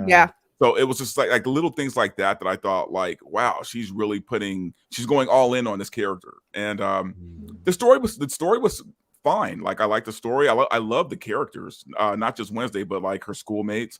I thought were really cool. I will say that there were parts that dragged, and they maybe could have cut it a little bit. But overall, I was pleasantly surprised by how much how well it did. Lorena. As for me, I have not finished watching this. I stopped with episode 3. I actually have to get back to it, and I'll tell you why. In the beginning, when I watched the show, I'll admit I had a personal bias, something that I did not like. I do have Pilgrim ancestry. So there's a lot of misconceptions out there about that, and I didn't like that they went for the demonization angle when it came to them. Now, I love the Addams Family movies. One of the funniest scenes was in Addams Family Values, where they sent Wednesday away to summer camp. And they did that thing about, you know, how the Pilgrims treated the Indians, you know, unfairly. And it was very funny, truthful and funny. And it wasn't malicious. And that's what I felt like how they went with it in the first episode of Wednesday. So that kind of left a bit of a not so great taste in my mouth. However, Jenny Ortega has Wednesday down pat. Wednesday is one of my favorite characters. She is just deadpan. She's different. She doesn't care that she's different even within her own family. Mm-hmm. And she had everything, her mannerisms down, all of that. So she did an amazing job. I felt the first 3 episodes kind of dragged a little bit more than they needed to. Sure. I want to say right around when she starts solving the puzzle with the Poe statue. That was great. That's when I'm like, Yeah. okay, I need to come back and pick this back up. So I'm not surprised that it's done as well as it has, considering how faithful they've been to the character of Wednesday. Mm-hmm. The 2 weakest links that I would say, and it's a matter of casting, would be Catherine Zeta-Jones as Morticia and Luis Guzman as Gomez. Morticia, she was just more elegant in the way that she kind of held herself. I think with Catherine Zeta-Jones, I mean, she did a nice try on it, but I just wasn't getting that Morticia vibe from her that I'm used to seeing in the movies and Angelica also in the Houston will always television. be. She did. She will always be Morticia, but She killed it. She was amazing with that. And I just felt that there was something missing with the way that Catherine Zeta-Jones did the character. But since the series is centered on Wednesday, again, it was a mild knit. Luis Guzman, I love him as an actor. But one of the things that he is missing with his portrayal of Gomez was a straight up Mac Daddy. He was. He is not going to be slinking away from anyone challenging him to a duel. He's going to find a sword, throw it, and say, hey, let's go. Come on. Let's go. I'm ready. You know? Yeah. No, in Kiss looking at Morticia and put the rose in my mouth, and I'm still going to keep. They're missing that energy to that. That's what I was getting into with. I'm gonna have to go review this, finish it, because a lot of people, I know we're going off of the 90s, but once you go back and familiarize yourself with like the 1930s comic strips and stuff like that, they're trying to be more organic to what it was previously. Not what we love, but like the old Gomez, he was, a little bit more on the, bigger side, and he was more, we're used to, old sexy, suave Gomez. Like we love that Gomez, but they're trying to be more authentic to the initial John Aston. Yeah, that part of Addams Family. I will say though, since you stopped at 3, there is more with the parents that kind of changed my opinion of Catherine Zeta-Jones being Morticia. She plays more of a part in later episodes, and but I do agree with you. I think she still wasn't perfect at that character, but I think that at least if I were just to judge it based on those first like 3 episodes and her performance, I'd be like, blah, right? But I think later on when you see her again, she puts a better performance on it. No, surprisingly, like I really like Pugsley.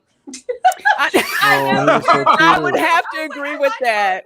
Well, let's going back to what Dante said. Is this what we're really surprising about the whole show is all these great characters of the kids at the school. You had the bee nerd, the werewolf. I really like the siren. Bianca was great. Yeah. I mean, Joy Sunday. Yeah. Really good actor. The girl who played Enid, the roommate was loved her. Yeah. She was great. Just fantastic characters. So I was really, really surprised with that. And going back to this, I think Paul Chato, I had him on the show this week. He said it best, is that we love Luis Guzman, but he felt that he couldn't master the language of Gomez Addams. Raul Julia mastered this language. So like any word that Raul Julia spoke was just like caramilla, mumush. Yeah, you're just like, I freaking love that. Because it doesn't matter how good, and that's even funnier. Like what Struggles was saying, if looking like Guzman, who's not the handsome leading man like Raul Julia was, but sounding still like a crazed, insane lover. and he just that language. It came bean nerd. Yes, not beaner, bean nerd. um, it showed a little bit when in his interactions with Wednesday. I would have loved it to have been stronger. There were some funny lines. Oh, my little death trap. I love those little things were great. I did have some problems, but they come back, I think, in episode 8, and it's pretty good. It's pretty good. But clearly, the star is Jenna, and absolutely, Jenna has had an incredible year. Yes, You've yes. seen, if you've seen X, if you've seen Scream, to me, she was the best thing in Scream. Dante? Yeah, no, I agree with you. I loved X. I think I saw that in the theater probably 4 times with friends, and she's an amazing actress, man. I have grown to have a lot of respect for her. I think that she's probably going to be the best of this new breed of actors that are coming out right now. And I think this performance, if nothing else, it's going to lead to bigger things for her. You know what I mean? It's not like anything award winning, but she did such a good job that I just don't give her see an award for that dance at the blood. that dance. I give her an Was award for amazing. that. That dance was amazing. And the fact that she did it while she was sick, I think she's just a rising star, and I can't wait to see what she does next. Yeah, me too. X was a little too bow chicka wow for me, but wow. X was pretty good. I loved her performance there, but even just that, like, I wasn't so much worried about Morticia. I was like, man, couldn't they give us some more Uncle Fester? I love every ounce of time that we got to spend we didn't with talk Uncle about Fester. Uncle Fester. Yeah, I wanted some more with him, but I'm really looking forward to any projects that she has going on. She's so young and fresh and bringing some new energy, so that's really nice to see. And it's one of those shows where just because, like you said, Paulie, how well it's doing, there will be a season 2. Oh, yeah. So I am looking forward to that. Yeah, we got so much Han. Like I've never spent so much time with Han, and it was great. I love and Han has no dialogue. You know what? Thing was perfect. Yes. Thing looked like he jumped right out of the 1960s black and white through the Tim Burton movies. Right there, like he didn't miss a beat. I loved him. That and okay, so I think this is a good way to kind of end our stream with this talk of respecting a beloved IP and getting representation in there. Hollywood, I think you really should pay attention to what a mega hit this is because of its love for the IP. And I kind of knew it months ago when I saw the Jenna Ortega interview, and they got her on set, and you guys all clued in on it. She talked about her love of the character, the things she was doing with her character. Then she talked about Christina Ricci and her love for her. Then she talked about Tim Burton. Then she talked about the story and the dialogue. And then she said, "Oh yeah, and we're gonna make them Mexican, and it's pretty cool." And I'm like, "Yes, that's how cool you do as it. Shit." That's how you do it. Oh, is my volume too high? Sorry about that. No, in the chat. Yeah, you guys, any thoughts on that? Yeah, well, for me, the cool thing about that is they drew no attention to that whatsoever. Right, the focus was on Wednesday and her being this weird little girl, and you were able to get representation without them beating you over the head with the fact that, hey, look, we cast a Mexican girl. She was able just to be the character, right? And God, man, that's just so hard to find now. It's just a person of color being able just to be a character. The representation is there, but the focus isn't on the fact that they're either Black or Latino or whatever the case may be, right? And they were able to do that with Wednesday. Yeah. Not even just her. Like, I think there's representation all around with the entire cast. Like, I think, what is Catherine Zeta-Jones? She's like, I don't know, but she's what? She's Welsh. Okay, yeah, that. She's Welsh. And then you have, like Joy Sunday, like every single person, like I felt like they covered all grounds, and it was in an authentic way. Like it was executed like really, really well. And I was surprised, you know, to see anybody just feel like, oh, well, this was problematic, because I thought I saw something where they said it was a lack of representation. I was like, where? What? Did they not watch the show? Like, this article, this stuff just, you know, just comes out, and I'm like, did you guys watch the same show that I watched, or that it was problematic representation with, you know, the way, I don't know. Like, there's always going to be an issue, but I thought that it was handled really, really well. Like, I was looking, you know, us as, you know, just content, we critique, like, we go in waiting and like, let me see what they about to do that I'm not going to like. Like, you can't just organically watch something without pinpointing, like, oh, why would they do that? Like, that was a poor choice. I didn't find myself saying that a whole lot. Yeah, and much like the Wokoso stuff that we were covering with CBR, and the complaint was that the black characters were bullies, negative portrayals. And yeah, I read that too. You didn't see. Yeah, I read that. You did not see this whole season. No, I'm just like, in whole bullying aside, it was within the context of what that character was supposed to be. So why is it a problem because it's a certain race? That to me makes absolutely no sense. Also, how many white bullies were there in that show? Yeah. Right? Like it was one black bully who turned out not to be a bully, and then 5 other white bullies who they never bring up. Right? Just this Bianca's story, her backstory, and tying into why she was the way she was. Yes, like her character as a whole. Like, it wasn't just one note. Okay, we have this black girl, she's a bully, and there's nothing else, because they could have left it at that, and she could have just been a one-off, written off character, and we didn't need her anymore. And Wednesday just came and staged her, and she was forgotten. Like, no, they gave her like layers. You got to see her mother and all of these things that she's like. They gave her some complexities and some background. Like, I thought it was handled like really well. Now at the end, I was like, oh, I guess the two, you know, only black people in town had to find each other somehow. But other than that,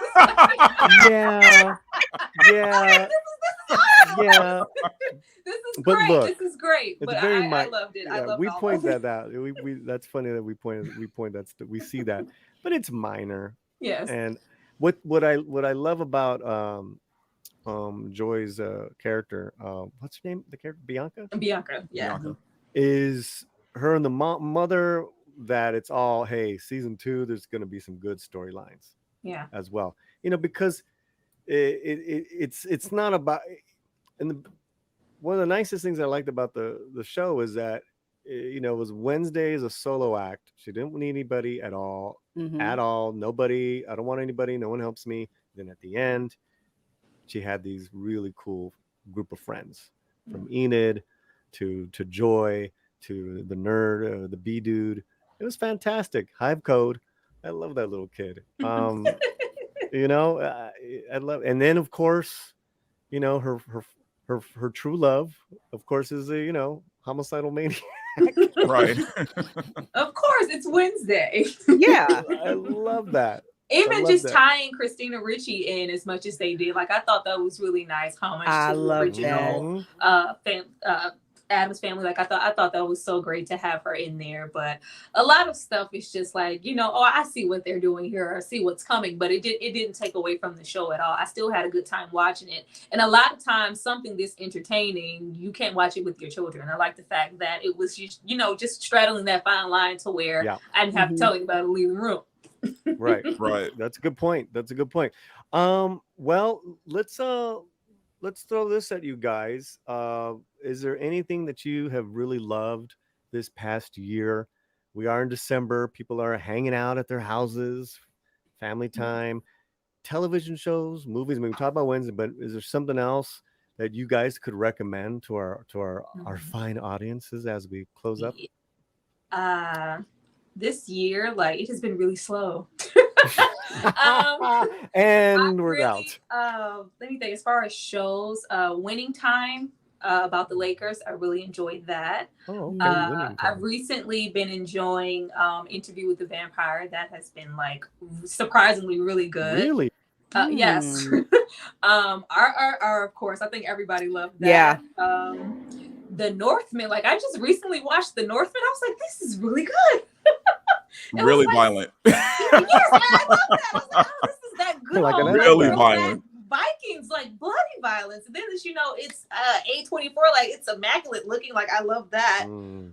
Let's think. Stuff That's like good. Hatchet, because I love body horror. Like it was a few things. I have a difficult time pulling myself away from my content because I do throwbacks, so I don't really have to go and stay up on the latest if I don't choose to, because I'm watching stuff, you know, from the 70s and the 80s and the 90s, which is awesome. But Yeah, it is. There were a few Nothing wrong with that. things in here that I really enjoy. But if you have not, like, be sure to check out Interview with the Vampire. That was surprisingly really well executed. I'm really surprised that you're saying that. Mhm. But I mean, just because it looks so, you know, wokoso. But I'm like, okay, Yes, based check on it you out. saying that, I'm gonna check it out. Yeah, stuff like I think was it Werewolf by Night. I enjoyed that. Like That was Werewolf by good. Night. Very much That so. was very good. Yes, it's seldom things, and of course stuff I review like Atlanta. I love this last season of Atlanta. Like it's been some incredible things. But as far as like film, I've been really thankful that it is my channel has geared toward throwback movies, because I feel like I will be stepping up to the plate each time to discuss something I dislike, and you know we don't want to do that every single time we hop on here. Right. No, that's why I wanted to get this in here as well. Okay, who's next? I'll go. Or unless you want to go, Lorena. You can go, Dante. Go You ahead. sure? Okay. Yeah, go ahead. Honestly, I loved Maverick. I thought Oh, Maverick Top Top Gun, Gun yes. was. Top I Gun. felt like it was the most enjoyable time I had like in the theater. It just felt right, man. Everything about it felt good. Nothing felt forced. Like you said, it was a lot of masculine energy there. There was just a good story there, right? I mean, and nothing was being pushed. You had, you know, the female pilot who she was, you know, the only one I thought was amazing. I felt like, you know, her portrayal of a naval pilot was just perfect, right? She wasn't trying to be too, you know, macho or, you know, too Vasquez. yeah, right. Like she was just right there. And I feel like the whole film, it just kind of took you out of what's going on socially and politically, and just gave you a chance to sit down and watch a good, you know, us versus them movie, because we still don't know who the villains actually were in that movie. Like I still don't know what country we were attacking. No, but they couldn't. but we had to attack them for some reason. That's all I know. So, but no, I loved Maverick. As far as movies go, that, and like I said, I loved X. TV shows though, the show that caught me by surprise that I really loved this year was Andor, Star Wars Andor on Disney Plus. I have not liked any of outside of the Mandalorian, any of the Star Wars stuff from Disney Plus, but Andor to me took me by surprise because it's not, you know, your typical Star Wars story. You know, it deals more with like espionage, and it's more like a spy thriller told through the Star Wars lens. I felt like the acting performances were amazing.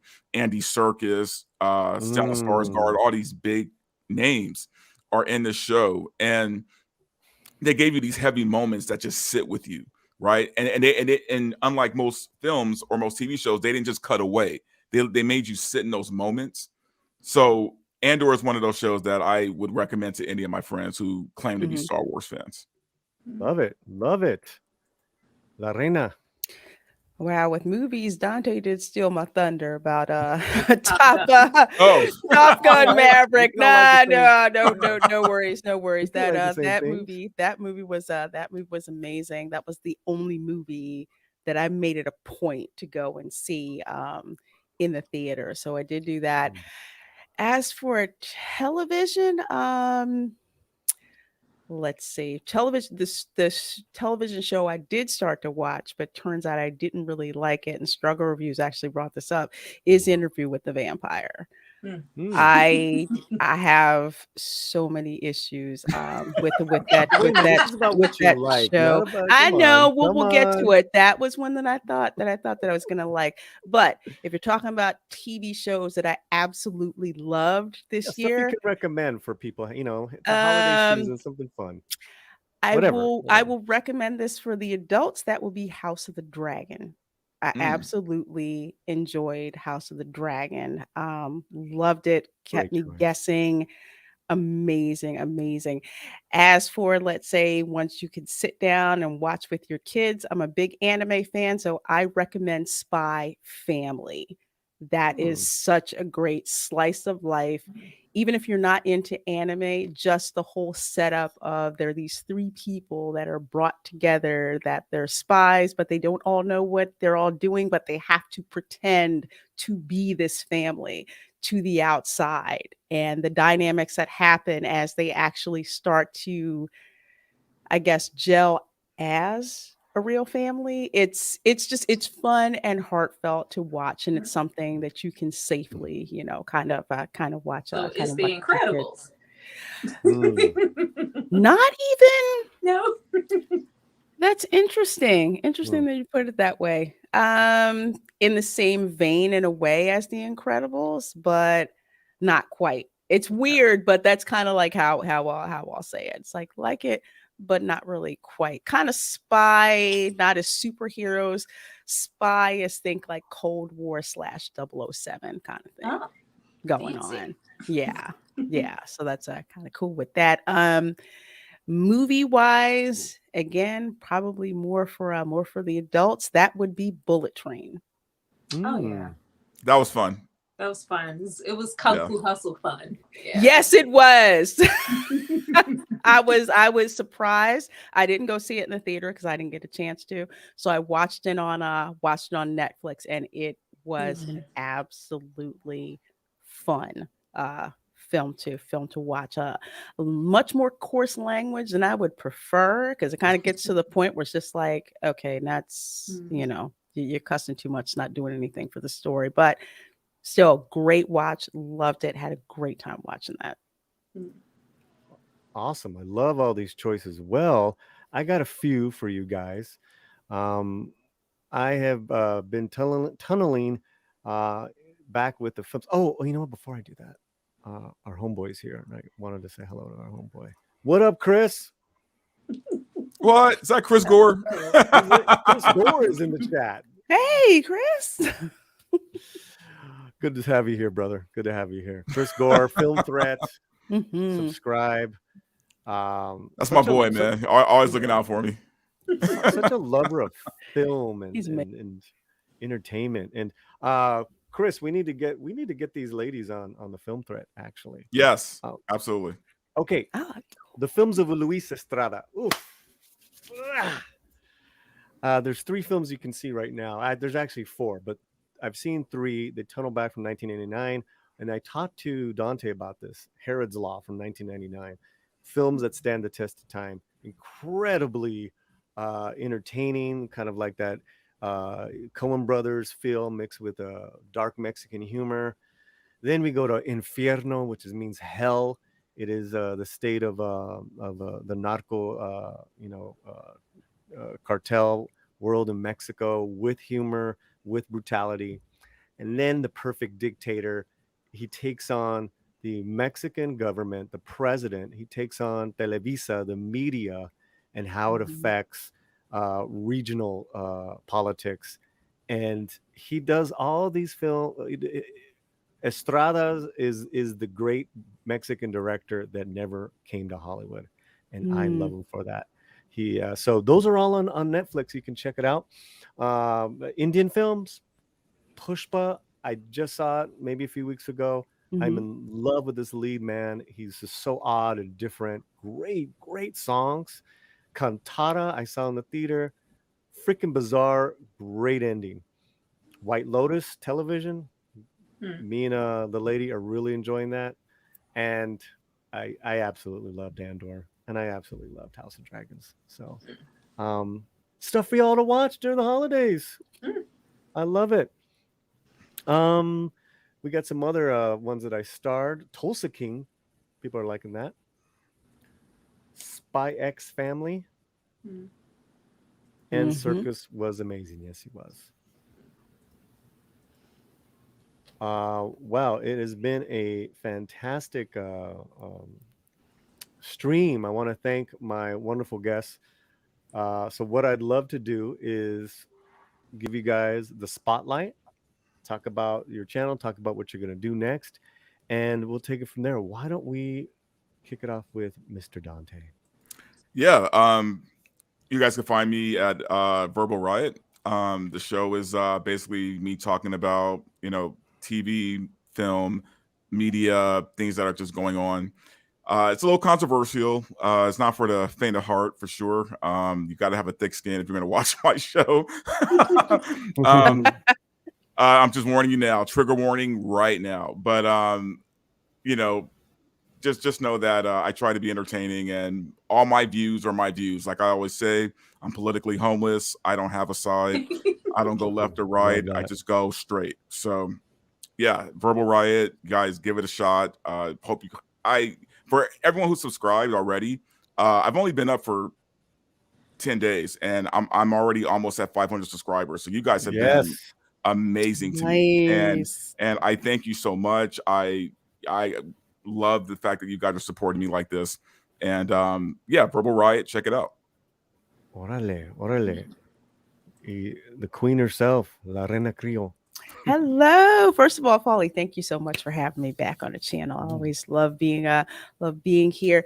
As for today, through I guess Sunday, today at I guess it's going to be this evening, 7 p.m. Eastern, I'm going to be streaming live from Disney's Hollywood Studios. We're going to do another stay until the theme park shuts down type of stream. So we're going to be checking out all the Christmas decorations, performances that are there. I love being in Hollywood Studios Park because it reminds me of spending Christmas actually in LA. It seems kind of weird, but when you live there, you can see the connection. So we're gonna have a great time doing that tonight. Tomorrow is also jam-packed with stuff. 4 p.m. Eastern, I'm gonna be having a watch party for the Muppet Christmas Carol, the 30th anniversary edition, which includes the previously removed number After the Love Is Gone. The Muppet Christmas Carol is one of my favorite adaptations of the Charles Dickens novel. If you love Muppets, please come out and watch that with us. If you have Disney Plus, you'll be able to watch with us through the Scener app. Not putting that up on YouTube to watch because they will pull my channel down. I'm not even trying to not trying to do that, because people will say, how come you don't put it on screen? Yeah, because I'm monetized. Can't freaking do that. And at 8 p.m. Eastern on Sunday, we are going to have our last Welcome to Florida show of 2022.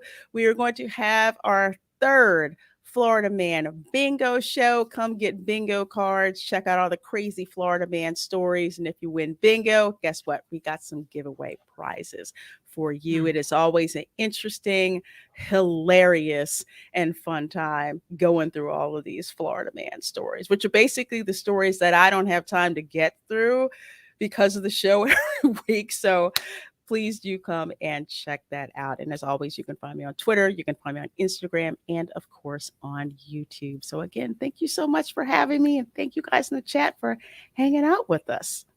Yes. Oh my gosh, she's here. Muchísimas gracias a ti and my newest hello friend. guys, I am Tyra with Struggle Reviews. As Paulie just said, I just hit 10K and I am so thankful for that. Please go support me and subscribe to my channel. The bulk of my channel is throwback content. My channel is through paywall, so about 90% of what's posted on my channel is paid for by my lovely subscribers, which I am so thankful for. We have a lot of stuff coming down the pipeline. They have been awesome this month, just paying. Like, they've been making my Christmas. They've paid for so many movies, so be sure to go check out. I just dropped Deep Cover in South Central. I will be dropping let's see, Losing Isaiah and Set It Off next week. And also next week, I will, because sometimes I like to implement what I would like to do, I will be throwing in a couple of new television shows. I think one is Kendrick, and another one would be something else. I forgot. But next week will be my anti-superhero start off because I'm not into Marvel or anything like that. But I do want to put some superhero content up. So I will be discussing Spawn, Darkman, and The Crow. So be sure to be somewhere to check those out because it's going to be awesome. So please come over and have a good time. Love The Crow. Loved The Crow. Yes. And also, too, I want to remind you that we will be doing, we got to work on this, a Dusk Till Dawn Oh, yes. cosplay. Great movie. Me Yes. and you, girl. Nice. Me and gosh. Struggles. I'm so excited. Yeah. I am Who- so for that guy. excited. Who's gonna play like, Selma Hayek? Me. There you go. Not me. Yes, it will be me. Like, Inch away. have the censors up that day because the Hayeks will be out. So We- the censors will be up. We will probably have to take a portion of that stream off and put it on off YouTube. No, it's gonna be a lot of fun. It's gonna be a lot of fun. Maybe hopefully by then I'll be celebrating 5K and we can Yes, yes. have a great time. Wow, over 60 of you is still live in the chat. I want to Awesome. give shout outs again to our fabulous panel. There you have their links. Verbal Riot, Dante, loved having you on, brother. Thank you so La much. Reina Crio, there you have it. And Yes. Struggle Reviews TV. I always say struggles. My girl struggles. We just got this Chris score for $4.99. Hey, Chris. Love this panel. Chris. Let's all do a panel at WonderCon next year. Ooh, where's WonderCon? Like that. Hell, Where's that?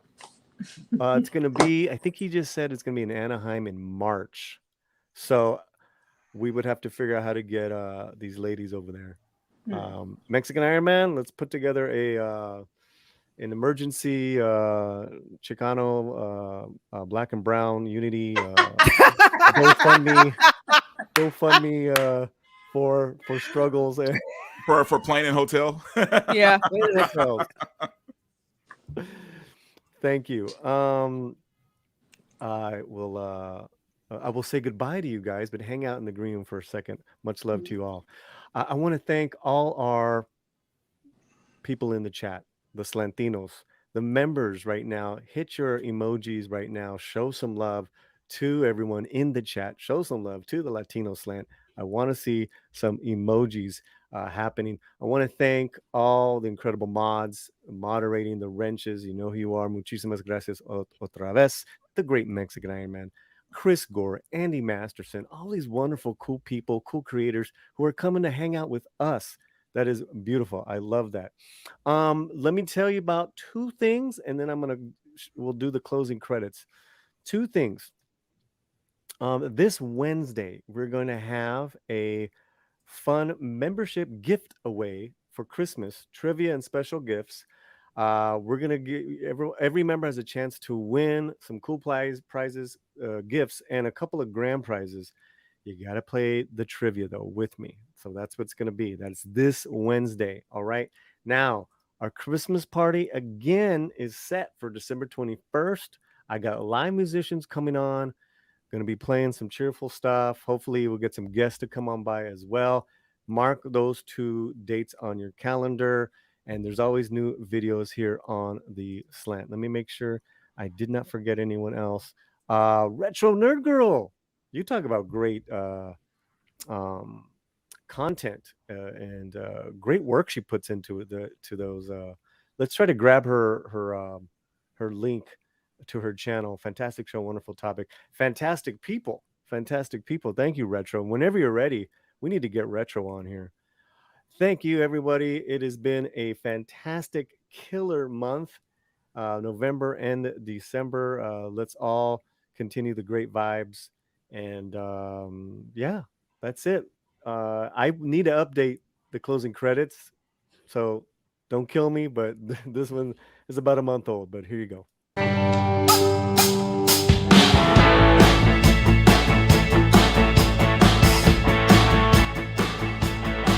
Rock out, guys. Do you hear me?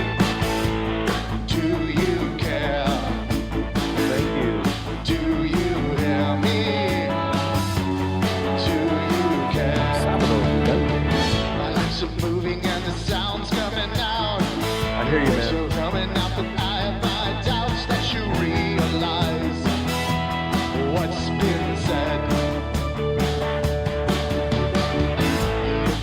So these are all our members. Shout out to all you guys that also contributed a lot that I have not put up. You don't know what you just read. If you were just getting here with the replay, we really have been a great show. Great Saturday. This is what the words for. No one listens, no use talking at all. Let's make sure we get all the members. Then I'll cut it.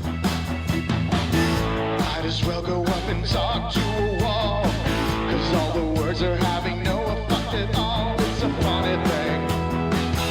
Am I all alone? Something has to happen to change the direction of little filters do is causing you a distraction. It's a silly thing. I say to myself,